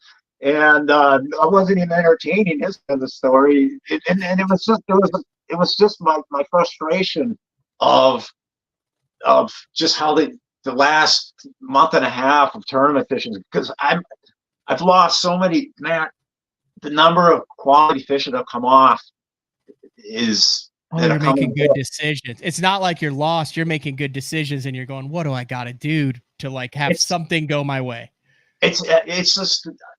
I took inventory, and so I fished 8 tournaments thus far this year. 6 of those 8 tournaments, my biggest fish I've had hooked has come off, and in multiple of those tournaments, like my top few fish came off, the biggest ones, and that's just craters you in the overall outcome eventually. Yeah. And so that day here in Oklahoma recently, and the other angler handled it beautifully. He totally handled it beautifully. I give credits to that guy because he de-escalated the situation and myself. You're ready to go at it the way and like, hey, hold my fish. I'm going to beat this guy up. The things, hold my fish here. We're gonna key off next to the water bucket. Honest to God, I don't know who I was at that moment, but I ended up apologizing to him and telling him I really feel stupid for the comments I was saying, and that was just not cool. But how much of it's luck? Like, okay, when Jeffries ran BTL, he would drive me nuts because he would talk about luck, and then I would always be like, oh, there is no luck. You make your own luck. Remove controllable variables. But then the more and more I fish the opens, and the older I get, there are certain things that happen where I just go, I was unlucky. There's nothing I would have done differently in any way, shape, or form, from my line to my hook to my rule to my hook set to everything. Sucker just didn't get it and he jumped off. That's life. Are you just in an unlucky streak right now? That's just it. It's like I wouldn't have played that fish any different. I wouldn't have done that. I would have used the same rod, same line. This is the setup that's worked for me. And like at this Oklahoma tournament, like you follow, where the frustrations came out at the end of the day at the tank. It was a tough bite. I hooked up 6 times. Let me see, that many times. I hooked up 6 times. 2 fish came to the weigh-in. 2. And I totally could have had a competitive bag. You're going to lose fish, but single hook lure, or treble hook lure? Wacky rig, and then one other thing. But anyways, yeah. But high it's percentage bait. But this has been the theme for this year. Just fish coming unhooked, especially the quality fish. And so you show up at the weigh-in with just a meager bag when it could have been a really, competitive bag. You know what I mean? But you're going to lose fish. But to just tournament after tournament. And so what eventually happens, like at Lake Eufaula, okay, my starting spot didn't pay off. Okay, so that was kind of frustrating. I'm like, okay, well, this ain't working. But eventually, 2 hours into it, I finally hook a fish. It's the first one I hook into. And with the muddy water, you can't see them. You kind of have the general direction of where they are. So I'm playing them on this wacky rig, and my coiler's right there with the net next to me. And he's not exactly next to me, but we're waiting for the fish to come up kind of between him and I. Well, all of a sudden it comes up about 10 feet, behind him. He's on the front deck where I want him, but the fish jumps like right at the driver's console, and dang near hits the boat on the way up when it jumps, and it was like a 4-pounder, and of course it spit the bait midair, and I got nothing. And so that's when you've had this stuff constantly happen for like the last 3 or 4 tournaments.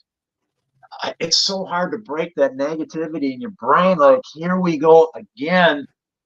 And in a normal situation, I would be, not happy about it, but but it really it's just like, oh my God, here we go again, kind of a thing.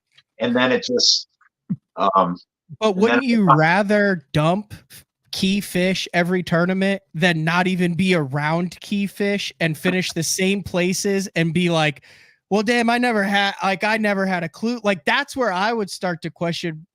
That's where I have been the last couple tournaments, where I've been questioning myself, where it hurts more to lose the fish that would have made the difference, but it makes you question your ability and your process more when you never even get those opportunities. Well, yeah, there's, I'd say I'm with you on that. Definitely. So yeah, I'd rather have them hooked. But it's just, this year's been just unreal. But I gotta find, I don't know how to flip the switch on this negativity. It's like, I gotta find this switch and flip it. It's because I'm only halfway through the year, which that in itself is a positive. Okay. I've only cashed 1 check this year out of 8, which is ridiculous. But I still have like 9 tournaments left. So some of them will be up here in Minnesota, some local tournaments, but then also some more Bass Opens. So there's optimism in the fact, like we were talking about before, hey, everybody's tied going into this next tournament. It's a fresh start. Let's get after it. Let me ask you this, because I struggle with this. When I'm in one of those fish losing, I went through it in 2021. I found myself going, dear God, please don't be a big one. And that's when I knew I was so screwed, because the first thing I would think when I hooked a big one was, I don't want to lose this. If I lose this, this is going to freaking wreck me. And I don't want this seared into my memory. And then I would inevitably lose it. I did it like 4 tournaments in a row.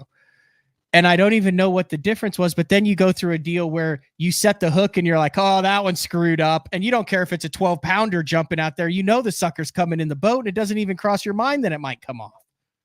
Yeah. Yeah. I mean, do you go through that? Do you think that where like you've been doing this a long time. Do you have seasons where as soon as you set the hook, it's mine, and other seasons where you're like, oh, don't come off.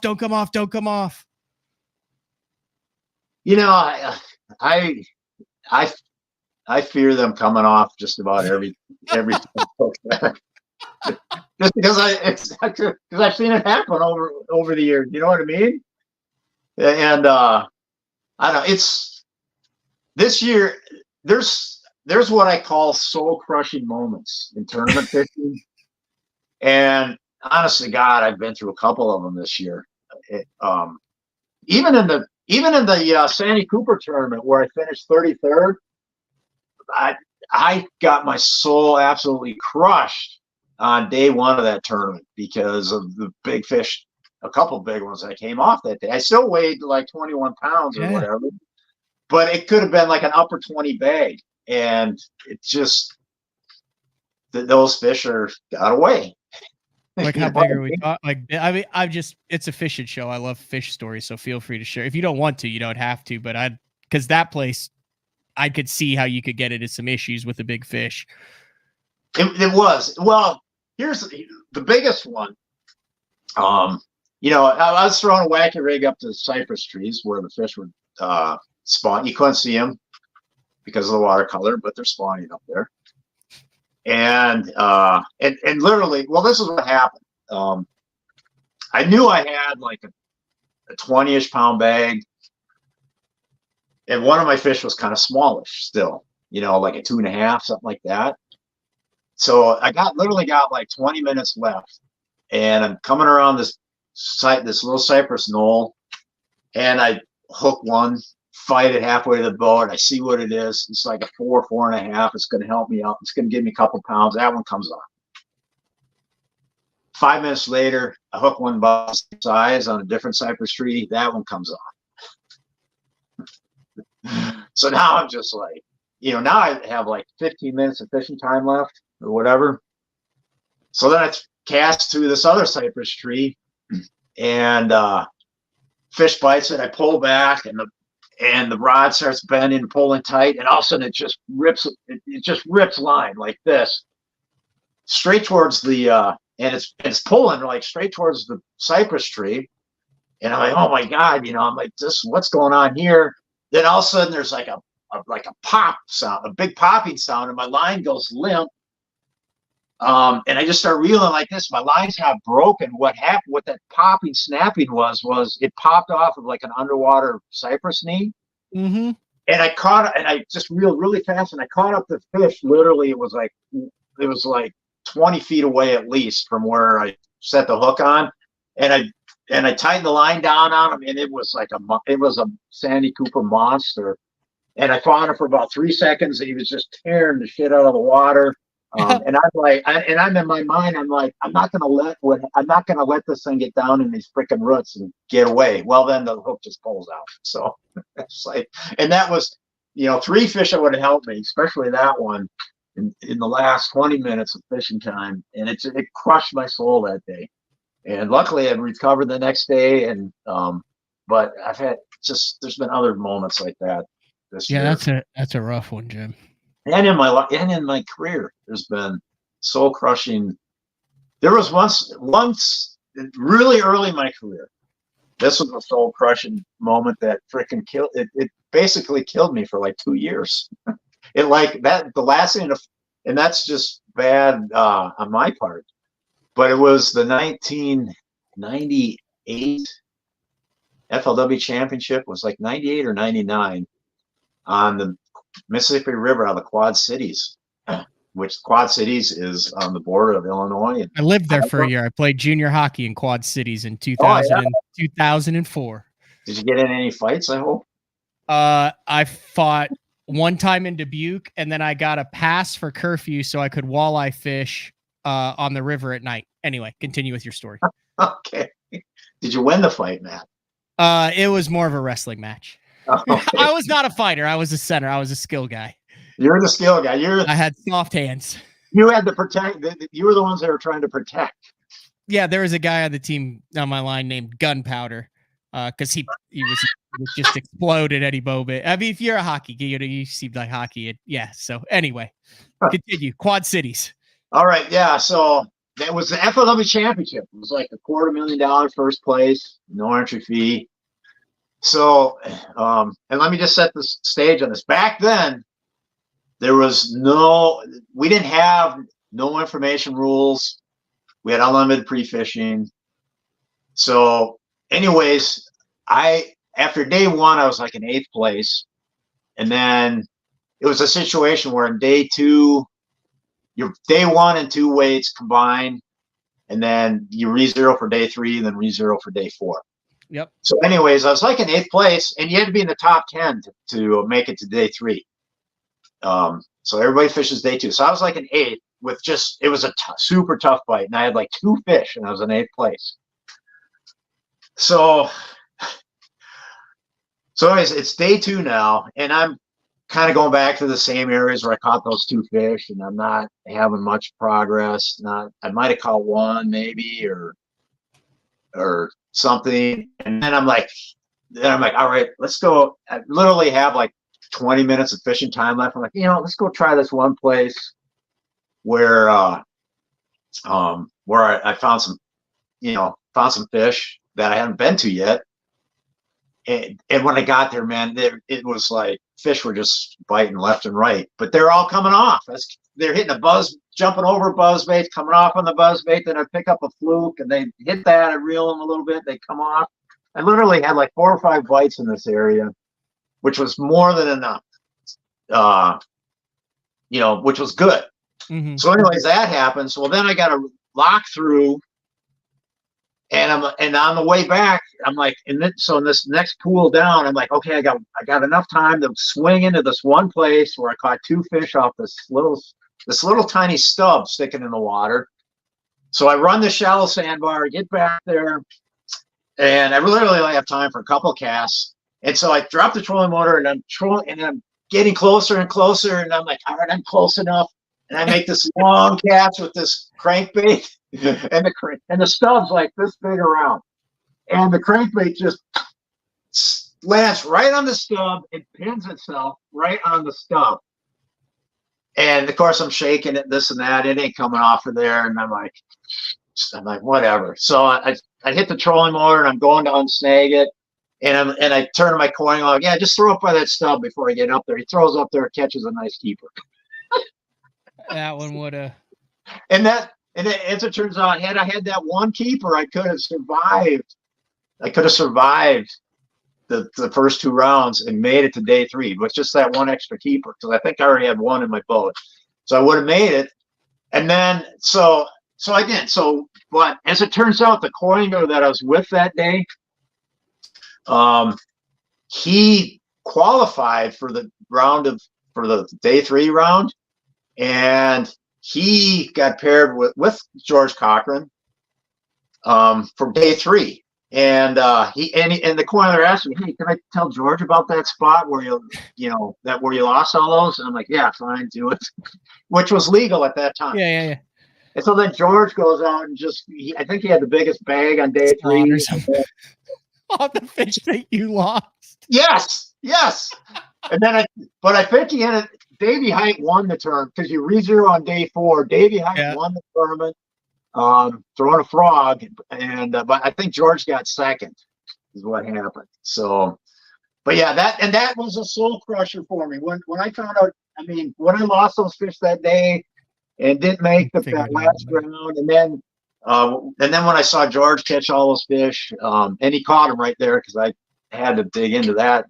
Ask a few questions after that happened. I say George went in there and cleaned him up with the wacky cream worm. Yeah, right. So, that's the rough one. That made me second guess everything for like the next 2 years of my early in my career. Wow. And you think a lot alike. So I got a video queued up. So it's amazing how one cast can change so much, and I'm going to show the cast that has changed the most in the history of professional bass fishing. Can you guess which cast it is? Which, like, it's just saying it's one angler, one cast that has changed the you do all this stuff and we spend thousands of hours on doing all this, and then it comes down to something that's so minute that makes such big differences. I got the video queued up. It's a cast. This is the cast that changed the course of professional bass fishing. The cast wow, that's a really important cast. I'll give you a hint. It's a flip. It's a flip.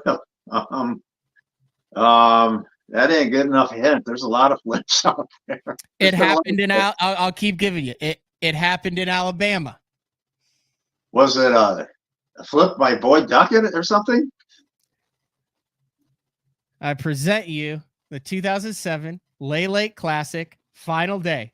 Now, mind you, Boyd Duckett wins this tournament over Skeet Reese by 6 ounces.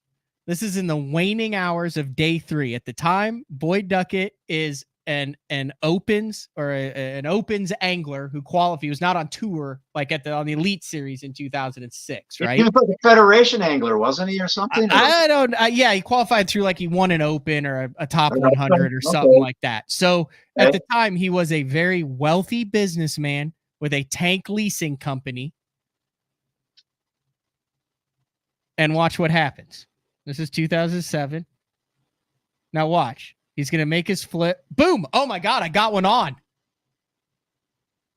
That's the 6-pounder that won Boyd the Classic. He doesn't make that flip on Leech Lake right there. Boyd doesn't win the Classic. Skeet wins the Classic. Boyd doesn't go on to become the only angler to win an Open, an Elite Series, a Major, and a Bassmaster Classic. Look at his colors. His colors are red and yellow. It says Triton, not Duckett, though. Yeah. That's that flip right there changed the entire course. And dude, I mean, he kind of got surprised by it. Like, look at that, Jim. Watch this. He hasn't been surprised by it by sometimes. He missed it. It wasn't that deal, but that freaking think about all that came from this right here. There, he's flipping. He's moving it. What's going on? So you don't think he would have no, he would have won the Classic. Started the MLF without this moment? I don't think so. I don't think Duckett fishing would have happened. I don't think MLF would have happened.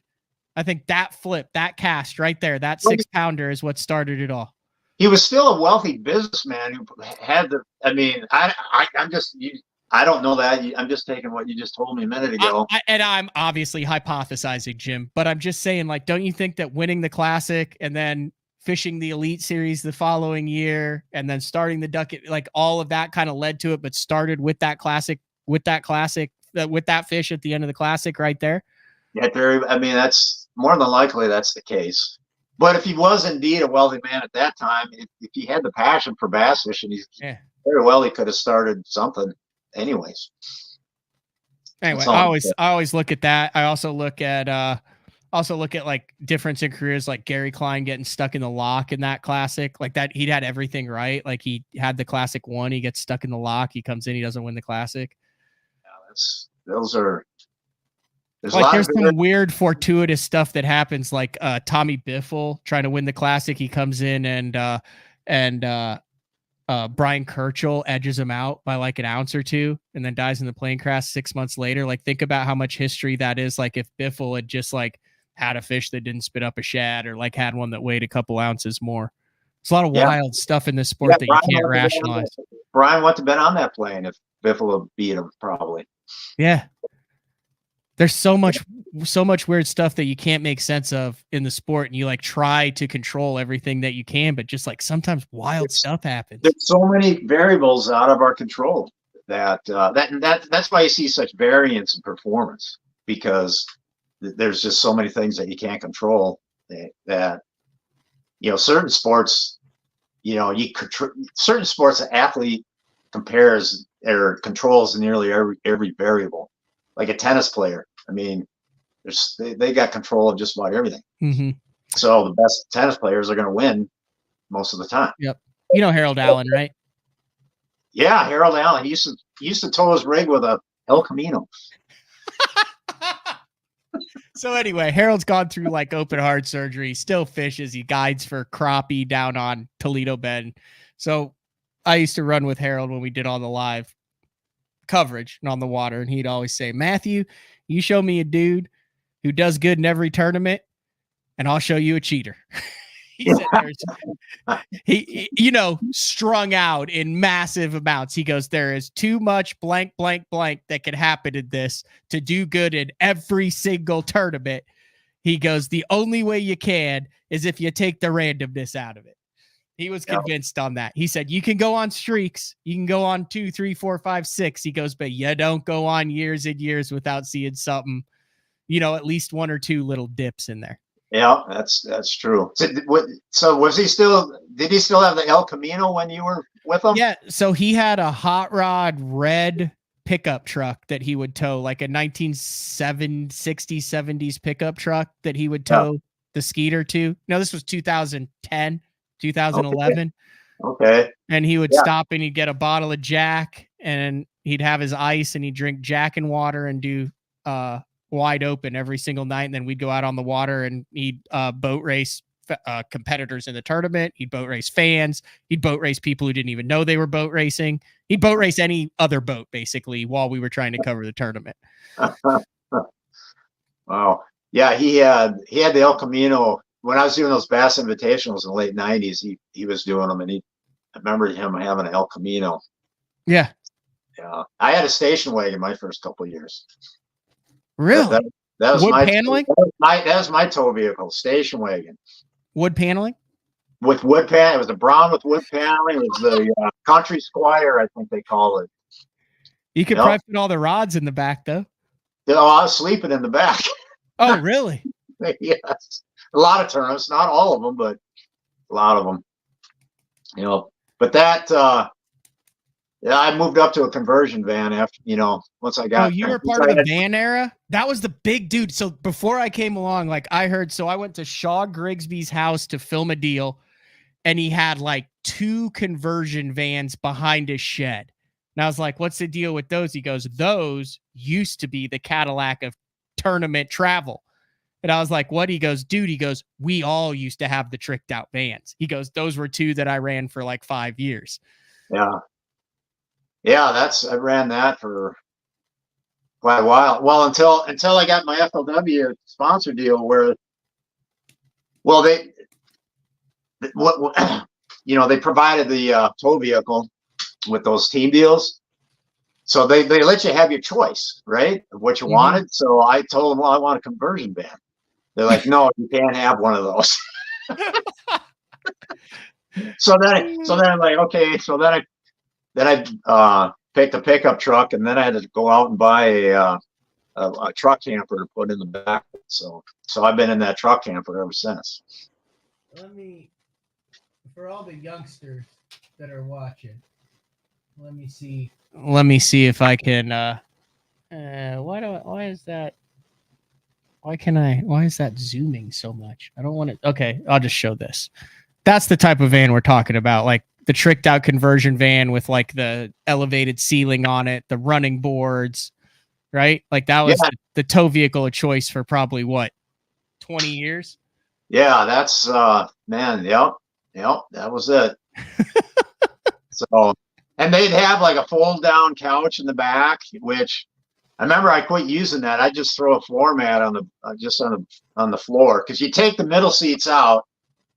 So I just have a floor mat lay on the floor. That's what I did, which kind of sucked after you drove the van, because then the hot muffler was right below that. So if it was cold out, it was fine. But if it was hot out already, then it took forever for the van to cool down. I remember Kurt Lytle. I don't know if you remember Kurt Lytle. He was another van guy, but he'd always pull up to his campsite, and then he'd open his hood right away, so all the heat would dissipate out of the hood of his van. Oh, that was a smart move. Yeah. Yep. So that was before wraps, wasn't it? Yeah, it was pre-wrap. Yep. So Kurt Lytle, I think, was from Virginia. He fished FLW for, I don't know, 7-8 years, something like that. I remember him. Yeah. He was good. Yeah, he won a couple tournaments too. Yeah, he was really good. Yeah. I don't know what happened to him. That's why I was just talking with someone else, like Gabe Boulevard. Like, what happened to Gabe Boulevard? Yeah. Well, he still, I think he still shows up like at the One Bass U.S. Open. I think he still does Southwest. My God, look at all these amazing vans, Jim. I mean, dude, I wish you could click on each van and then it would tell the history of what has happened in the back of that van. Like, that would be the greatest website of all time. It would be, yeah, that'd be kind of like, it might lead to some arrests, actually. Like, I wonder what happened. There's a certain stigma about vans nowadays, especially nowadays. In the back of this 1992 GMC Vandura 2500 8-cylinder. The vans I had, they had crappy transmissions. Because on every one of them, I'd end up blowing out the transmission. Unlike the truck I got now, which is a 2002 Chevy Silverado 3/4 ton, original transmission, 355,000 miles. I just traded in my 2018 1500 with 320,000 miles on it, but I went through 3 transmissions and 3 starters. So well, I have gone through a couple starters, but you got me beat on that. But you went through transmissions on that thing? Yeah. Dang. I mean, I was towing that thing everywhere. Is that because it's a 1500 and now I think so. Like, you go across those mountain ranges, like you go up to New York, you go down to Florida 4 or 5 times. You know what I mean? Like, I think it just rips the guts out of it. Or is it just the year model? Maybe they were better in the 2018. I don't know. It was it was pretty much like right at about $100,000. I'd pop one. Dang. It is a pretty much a consensus here that everyone wants you to come back on BTL again. Oh, yeah. Well, I don't know what else I got to say, but I'll think of something. Maybe we can talk about how I won the last tournament I was in. Yeah. How you were down after the last 4, and then you had like 7 fish that were supposed to come off that you got in the boat. Yeah. Maybe a 3 tournament winning streak. Who knows? That'd be perfect. I guess I'll see you in Oklahoma next month. So. Yeah. Now, did you want to talk about Leech Lake or just? Oh yeah. I mean, is that a deal where you think it's you definitely are going to have an advantage there, along with like 15-year-old Easton Fothergill who wins everything that's out there now? Yeah.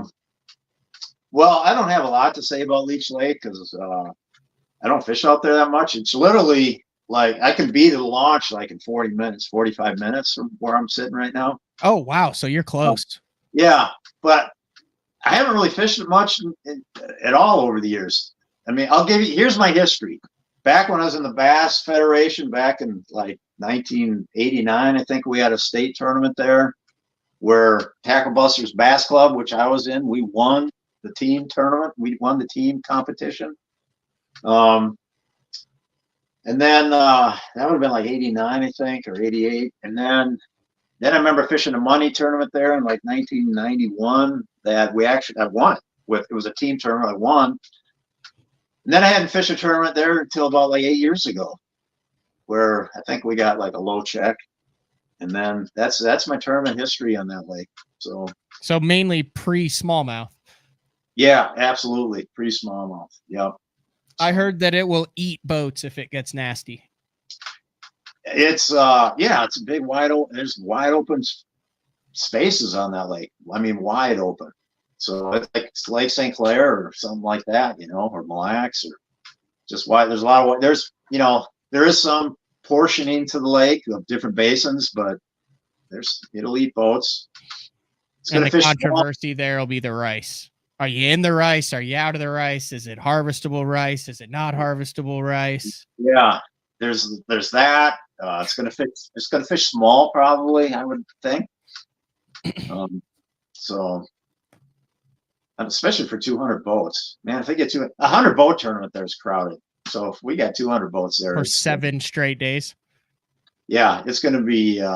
And no one's been there, so of course they're gonna jack them. Like I'll me included. I'm not taking me out of that equation, but like if you haven't been a place, you want to know kind of what caliber, what quality. So you're going to have 200 guys that are just ripping lips on leech for 5 straight days leading up to Derby Day. Yeah. And the thing about fishing Minnesota is you want to know if you're, if you're getting bit by a northern pike or what, you know what I mean? Mm-hmm. So, because there's a lot of northern pike in our lakes, including Leech. Leech Lake's got a fair number of them. So you're going to, a lot of times you can tell by the strike, but not always. One dead giveaway is when when a northern pike hits your lure and you swing on it and there's absolutely air on the swing. I've seen that happen a lot on the guys punching like on Champlain, like swing 4 or 5 times out of one mat and they lose 5 tungstens and the rod never bends. Exactly. There's time, dude, with these pike, there's times where you won't even swing. You'll just like go to move your bait again and all of a sudden there's nothing there. It's like, I don't know how they do that. Because their teeth are even, and it doesn't take a big pike to do it. You can have like a 15-inch pike and it's just got like razor edges in its mouth, even those little ones. So they just get their mouth on your line. Braided line's slightly harder to cut than monofilament or fluorocarbon, but it's nothing for them to just gone. I heard someone will catch a 50-inch muskie during that event. Like a lot of guys will. Yeah, but first muskie I ever caught was out of Leech Lake. I was like in 10th grade. First one I ever caught, Red Rocks. That's where I caught it. There's a spot out there called Red Rocks. That's where I caught it. My dad got an award back in like early 90s, I think. Yeah, early 90s. He got an award for releasing the biggest muskie in the state of Minnesota for that year. And that was out of Leech Lake. It was like 55.5 inches. That's wild. Yeah, that was cool. I was happy for him. What is that? How big around is a 55-inch muskie? Like that big around? Like, it's like huge, isn't it? Yeah, they're big. That's the only fish I've ever caught that like follows you with its eyes. Like after you catch it, like I remember I caught one and I had it in the net and I was looking at it and it like looked at me. And that was the first time that a fish had like moved its eyeball. You know what normally they're just like every other fish. Did he get personal at that point? Yes, he made eye contact with me while it was in the net. And I still vividly remember it was like a tiger, like probably about a 40-inch tiger muskie, caught her on a tube, 6-pound test up in Canada. And it's like in the net. And I'm like, oh my God, I finally caught a muskie. And then it looked at me, like into my soul. And I was like, oh, these things have memories. And these things this guy's like knowing what my face looks like so he can get even with me in the near future. Yeah, that is, I've never really noticed that. So if I ever catch a muskie again, which I will. Just get a little bit directly out of his line of sight and be like, hey, see if he looks at you. Muskies aren't, anybody that's ever fished for them knows what I'm talking about. They're very unique, very individualistic kind of animals. They kind of beat their own drum, or what's that saying? They march to their own drum. Who's that? Pete Mania. You've got a little bit like you guys kind of are similar. Pete Moynagh, yeah, we're probably similar in age. I've never met Pete, but I know who he is, and I from a distance I admire what he's done in the muskie circles. He's a muskie expert from Wisconsin. For those people that don't know, he's been in it forever. He's probably like my age, and he's always, his trademark's the hair. I think he might perm it though. Yeah, maybe. I don't know what he's got going on. So, yeah, there's guys like that. Another hair guy is not anymore, but there's a bass angler who's a monster on the BFLs up here in the Great Lakes Division, just as much as Tom Monsoor's been. His name's Mike Felderman. And Mike Felderman has won like 14 or 15 BFLs on the rivers, on the Mississippi rivers down there between Wisconsin, Minnesota, and Iowa. And I know he's won. I remember he won like some big tournament on Table Rock a couple years ago too. Good Lord, he's won 12 BFLs. he's a guy that always was rocking the long hair. I don't think he does anymore though. No, I'm trying to pull it up. He looks. Just going to the most recent BFL on the Mississippi River. He had like 23 pounds. Oh yeah, won the tournament. This dude looks like a character. Like this is the first one I see there. That's a fantastic look. Yeah, he's an absolute just. I mean, he's crushes them. I mean, like I said, he's got like 14 or 15 BFL Mississippi River wins. I'm not. And who knows how many other wins? Other outside of the BFLs. Who knows what else he's won? You know, he's got a mullet going. Yeah. Yep. And I always, whenever I'd make back in the day when I'd make my runs down there for the Red Man tournaments down there, I knew I'd be having to try to beat him and Tom Mansour. All right. And everybody else, really, because I didn't know what he was doing. Well, yeah, that's kind of a blessing in disguise, too, though. Like, once you realize how hard it is to beat the guys, then you get it in your mind that it's hard to beat the guys. I think that there's something to be said for going out and not knowing and just being like, well, yeah, I mean, I'm here to win. And not understanding, like, the nuances and what it takes. Like, you can't be afraid of what you don't know. Exactly. That's a lot of, the fearless competitor, which that's very much a youthful thing. Yeah. And that's you put that check mark as an advantage for the youth. Look at Trey McKinney. I mean, the dude has 8-pounders just tail walking at the side of the boat, and he's just down there just like, oh yeah, oh wow, no, another jump. Like he hasn't had the winning fish jump off at the side of the boat yet. And once he does, he might be more like, no. But now he's 18 years old. He's 6 tournaments in. He hasn't had one that costs him jump off. So yeah, when it jumps, he's like, oh, look how high that one got. He's not freaking out thinking, oh my God, this is going to cost me my career. Yeah. Yeah. That's, they're fearless, man. That's a good attribute until you run your lower unit over a stump or something where you're not supposed to be running it. So you got to make the mistake once though. some more than once. You know who's on top of the world right now is Jordan Lee. Jordan Lee is on the cover of Bassmaster because they're going to Wheeler and Smith for the next 2. He's second in the Angler of the Year on Bassmaster Elite Series, and he's leading heavy hitters on MLF right now. So he's on the cover of Bassmaster and he's on the cover of MLF. Dang. Yeah, that's and awesome. He's fishing for $100,000 fish tomorrow. Dang, man, he's got it going. That's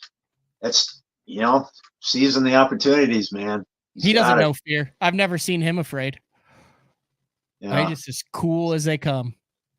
Yeah, that coolness is that's an attribute. I remember moments where I was very cool about some adversity in fishing. I can think of somewhere I was, and then I can think of somewhere I just had an absolute catatonic meltdown. And I guarantee I've got co-anglers that are still to this day going, let me tell you about this draw. Yep. Hey, we need some co-anglers at these Bass Opens, right? Wouldn't you agree? I agree. I am pro co. Yeah. I made a video, I don't know, 3 weeks ago or whatever, just kind of making a shout out there saying, hey, let's get some co-anglers at these Bass Opens. And a lot of comments that came back where they're like, well, it's no fun watching a guy stare at their forward sonar all day long. But I'm like, that's not what it always is, though, really. And not only that, don't stare at the guy. Fish. That's fantastic advice. We need co-anglers. It's just, I mean, the whole premise of co-anglers was, like I was talking earlier about the Bass Invitationals, it was a pro draw And none of the pros liked having to share half the day, having to flip to see whose boat you used. So they finally came up a way. Well, okay, let's let the pros have, every pro gets to use their own boat, but how do we police this, right? It's like, hey, well, let's just randomly pair them with an amateur, and that could be kind of how we police it all. So I think co-anglers is a good way to keep things in check, in my mind. I agree. I made a lot of good friends. Not that I've seen anything on the Bass Opens this year, that I've been doing it. I haven't, I have no reasons to think of anything's going, any sketchy things going on, but it's just, I've been around long enough. I've seen the Tony Christians, I've seen the Mike Longs, I've seen the, the sketchy things that Jeff Sprague has done and stuff like that. So, it doesn't hurt to have a second, another Jeffrey's white whale show before he chased this show for a solid 5 years was the Tony Christian show.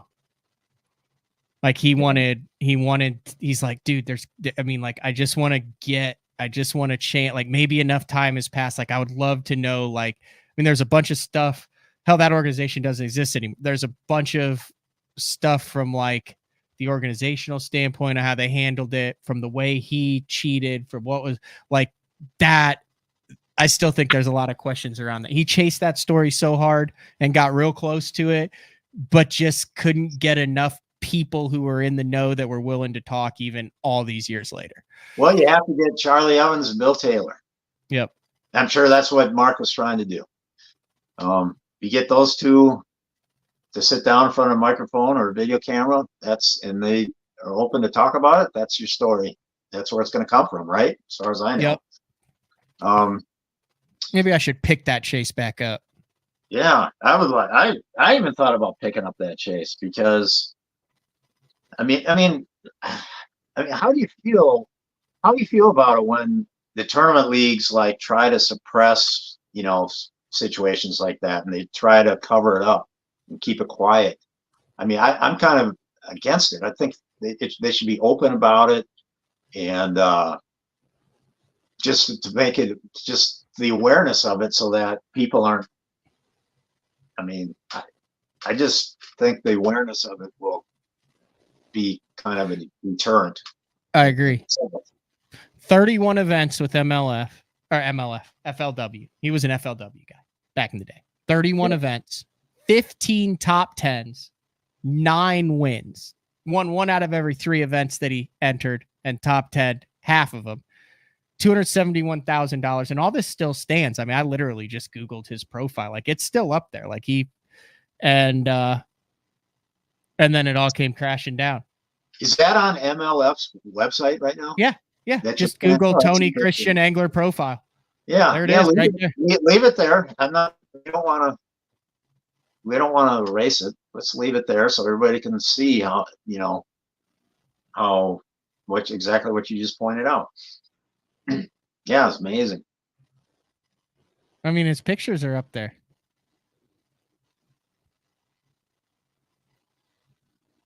No. Look at that. There he is. Wait a second. Is that a Salmo? It can't be. I think it is. I can't see. You know what? I can't see the picture detailed enough on the screen I'm looking at. So yeah, that was a little bit just before my time. But everything he did, I always thought everything he did was on a jig. Yeah. But I don't know. He was the one that he was catching them, and then he was zip tying Tupperware tubs to the sides of docks, and then putting a little slit in it, and then he'd keep pitching the jig into the dock over and over again until that fish inside would eat it. Matt, there's only one way to know the truth on that, and that's to talk to Charlie and Bill, because I've heard many variations off of what you just suggested. And I don't know which one to believe, Mm-hmm. I don't know who, not that they're trying to mislead anybody, but I don't know who's got the more accurate depiction of what actually was his method of feeding. And listen, this is the crazy part about it. It was 31 events, and it wasn't like it was like strung out over 10 years and he was around. He like showed up to the scene, started winning everything in like 2001, and was out of it by the beginning of 2004. Yeah. So this was just like, he fished everything, top 10, one out of 3. Like he was the second coming for like a year and a half. Yeah. Yeah. I remember shortly after that, there was a guy, his name, there's an angler named Jason Kilpatrick or Kirkpatrick from Mobile, Alabama. I was talking to him about Tony's win. Tony won a big tournament. It might have been the Everstar Championship. He won a big tournament on the Mobile Delta, which is where Jason's home water at the time. And Jason was telling me how he knew something was up because Tony came in with like bass that were absurdly way bigger than what All-American. Well, the All-American on that. What it was? Yeah, they were absurdly bigger than like the typical big bass catch for a full field of fishermen. You know what I mean? He had big bass. Articles are still out, bro. Yeah, it was like big bass every day. He had big bass like every day, and it was like way bigger than a typical big bass for that fishery. So, the articles, everything's still out. Won the 2003 BFL All-American on the Mobile Delta Saturday. Once again, he did it in dominating fashion, weighing in 3 bass that totaled 14 pounds, including a 6-pound, 8-ounce Mobile monster. His margin of victory was almost 8 pounds. Shocked? Surprised? Welcome to the club. That's what this is a legendary article. Fishing folks, especially those that fish against Christian, still don't know what to make of him. Winning streaks are one thing, but to win in such a dominating manner every time is astonishing. Tony, the big fish magician Christian, certainly lived up to his nickname. He turned in big bass of the day every day of the event, including a 6-pound, 2-ounce bass on day 1 and his lunker today. In addition, he had another bass today that weighed 4 pounds, 8 ounces. Christian said that his main strategy was to get in heavy current and fish major current breaks that fish were using as a relief. Brilliant. Here, do you want to hear how he caught his big fish? That is hilarious, man. Here's how he caught his big fish. Christian's how on fire is Christian? Here's just a sample of what happened today as told by Christian. Here's a direct quote.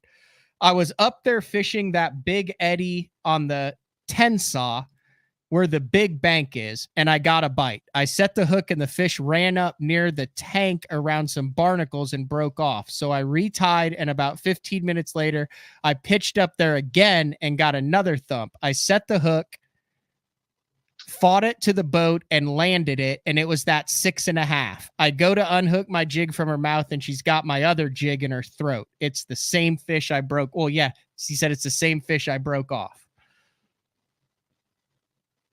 I think I can buy my baby 2 pair of shoes now, said Christian.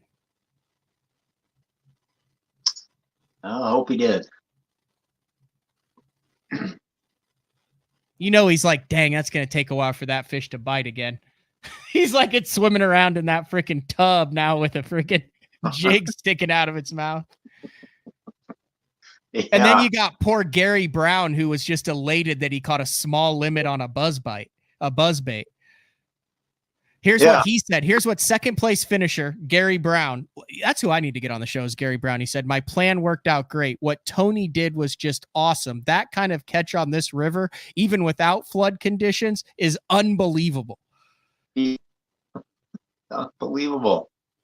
Tony, what a man. Holy mackerel. Bobby Lane finished third in that.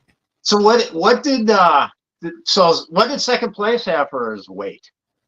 Does it show that? I don't know. Here, let me see what the results were.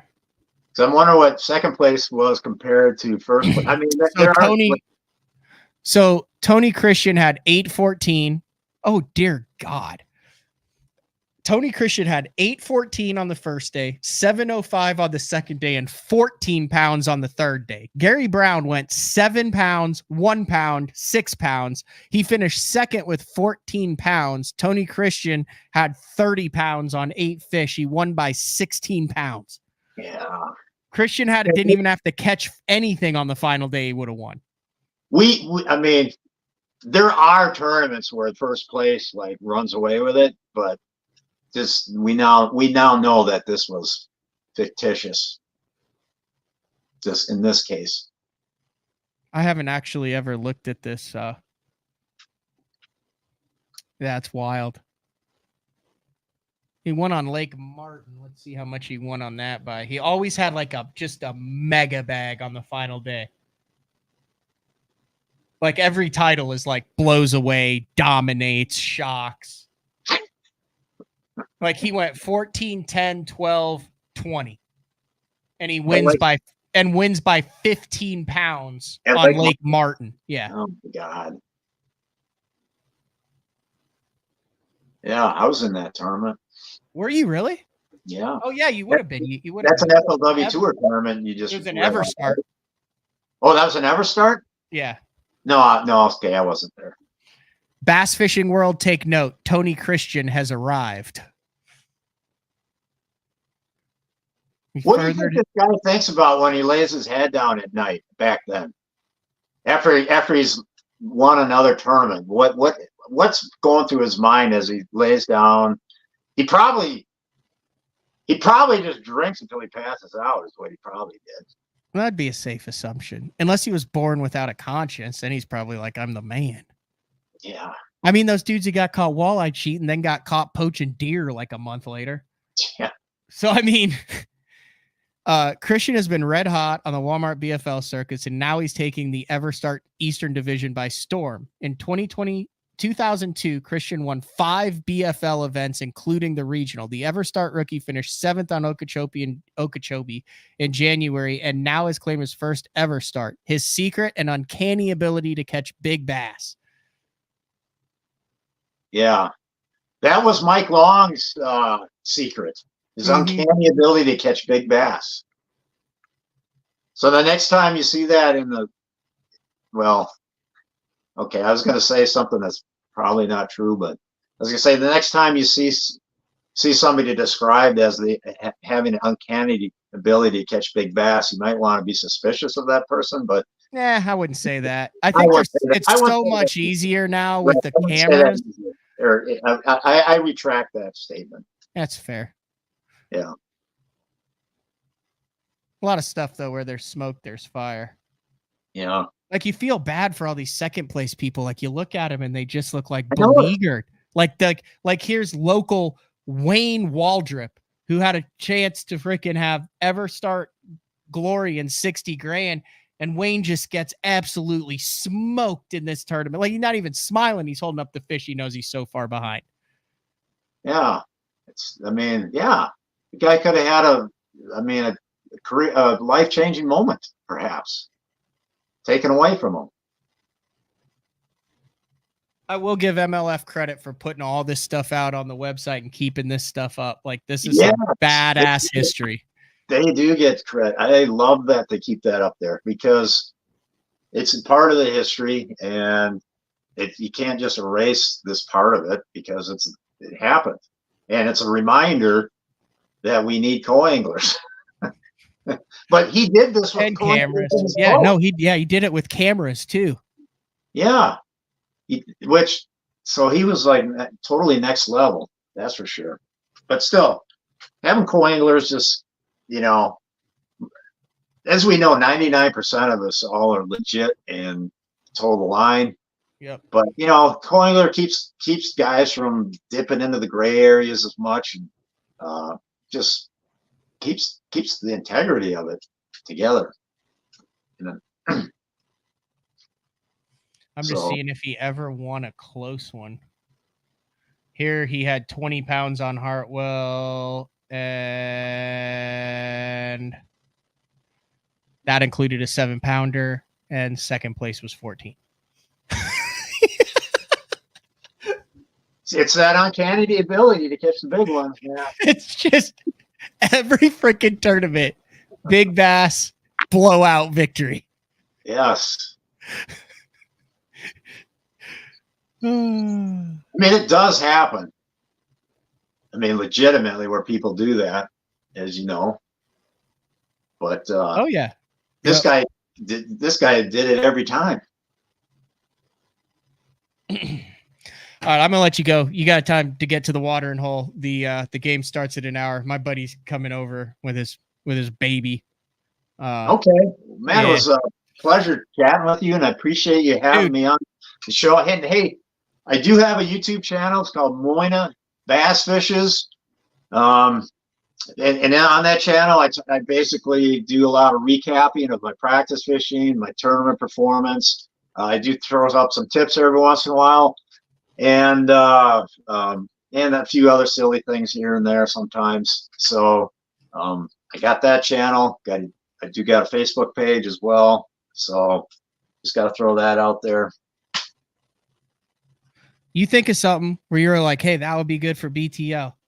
You got my cell number now. Yeah. Call me, be like, hey, I want to talk about this. You got open invite on BTL anytime. Oh, awesome, Matt. I really appreciate that. And again, thanks for reaching out and inviting me on the show. I didn't even get to any of the, you have to come back on because I talk to Matt Steffen all the time. Mainly I drink a couple beers and then call and complain about things to Matt Steffen, just rant. And he just laughs at the other end. But he was like, we'll save this for next time. We'll tease this next show. He's like, what's that?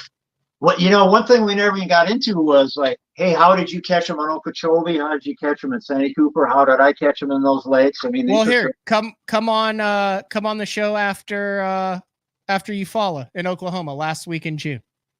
Yeah. All right. We'll go through it. Okay.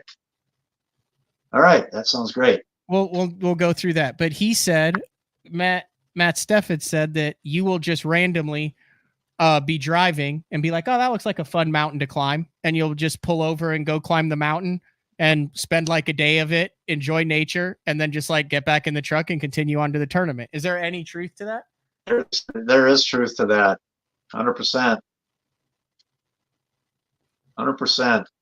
That was, well, the one biggest mountain was in Colorado. I just pulled over a gas station and I didn't know how to get to the top of this peak that I saw that had snow up there, but I'm like, I'm going up there. And it was so freaking exhausting. I mean, I marched straight uphill the whole way. I was in really good shape back then. And no matter how exhausted I get, I never quit. But man, I got near the top and I had to freaking take a break because I was so freaking exhausted. By the time I got to the top, my legs were freaking noodles. There was like a canister up there. You open up this canister and there's like a log in there of all the people that had been to the top of that peak. And so you put your name down there and the date. So I put my name down there and the date on that log. Cool.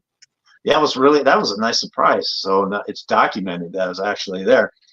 And then, but then I probably spent an hour at the top, and then I'm like, how am I going to get down? Because my legs were absolute noodles, but I got down, and I thought I was going to break my ankle because I got into this field of this steep sloped field of just rocks, all about this size that were loosely situated together. Totally thought I was going to break my ankle on that. So. And then it's like, who's going to come and get me? Who's going to know I'm even here? Yeah, no one even knew. You just decided because it's not like wasn't in the game plan for the day.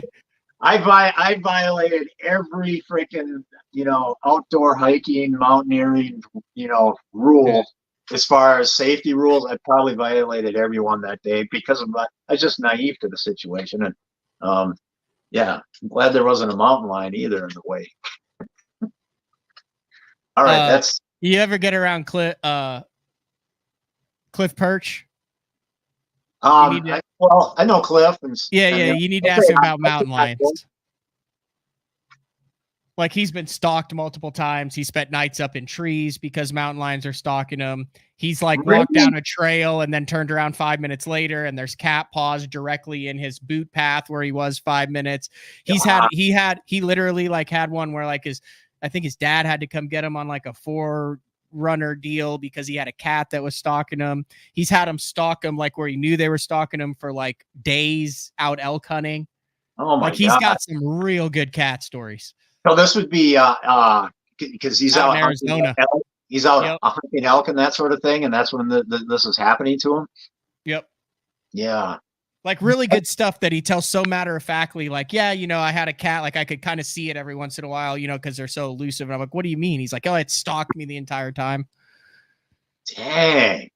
Like really cool stories. That is really spooky. Yep. Oh. All right, Jim. Good luck on the ball game tonight. All right. Yeah. Thanks, Matt. Appreciate it. Take care. Thank you.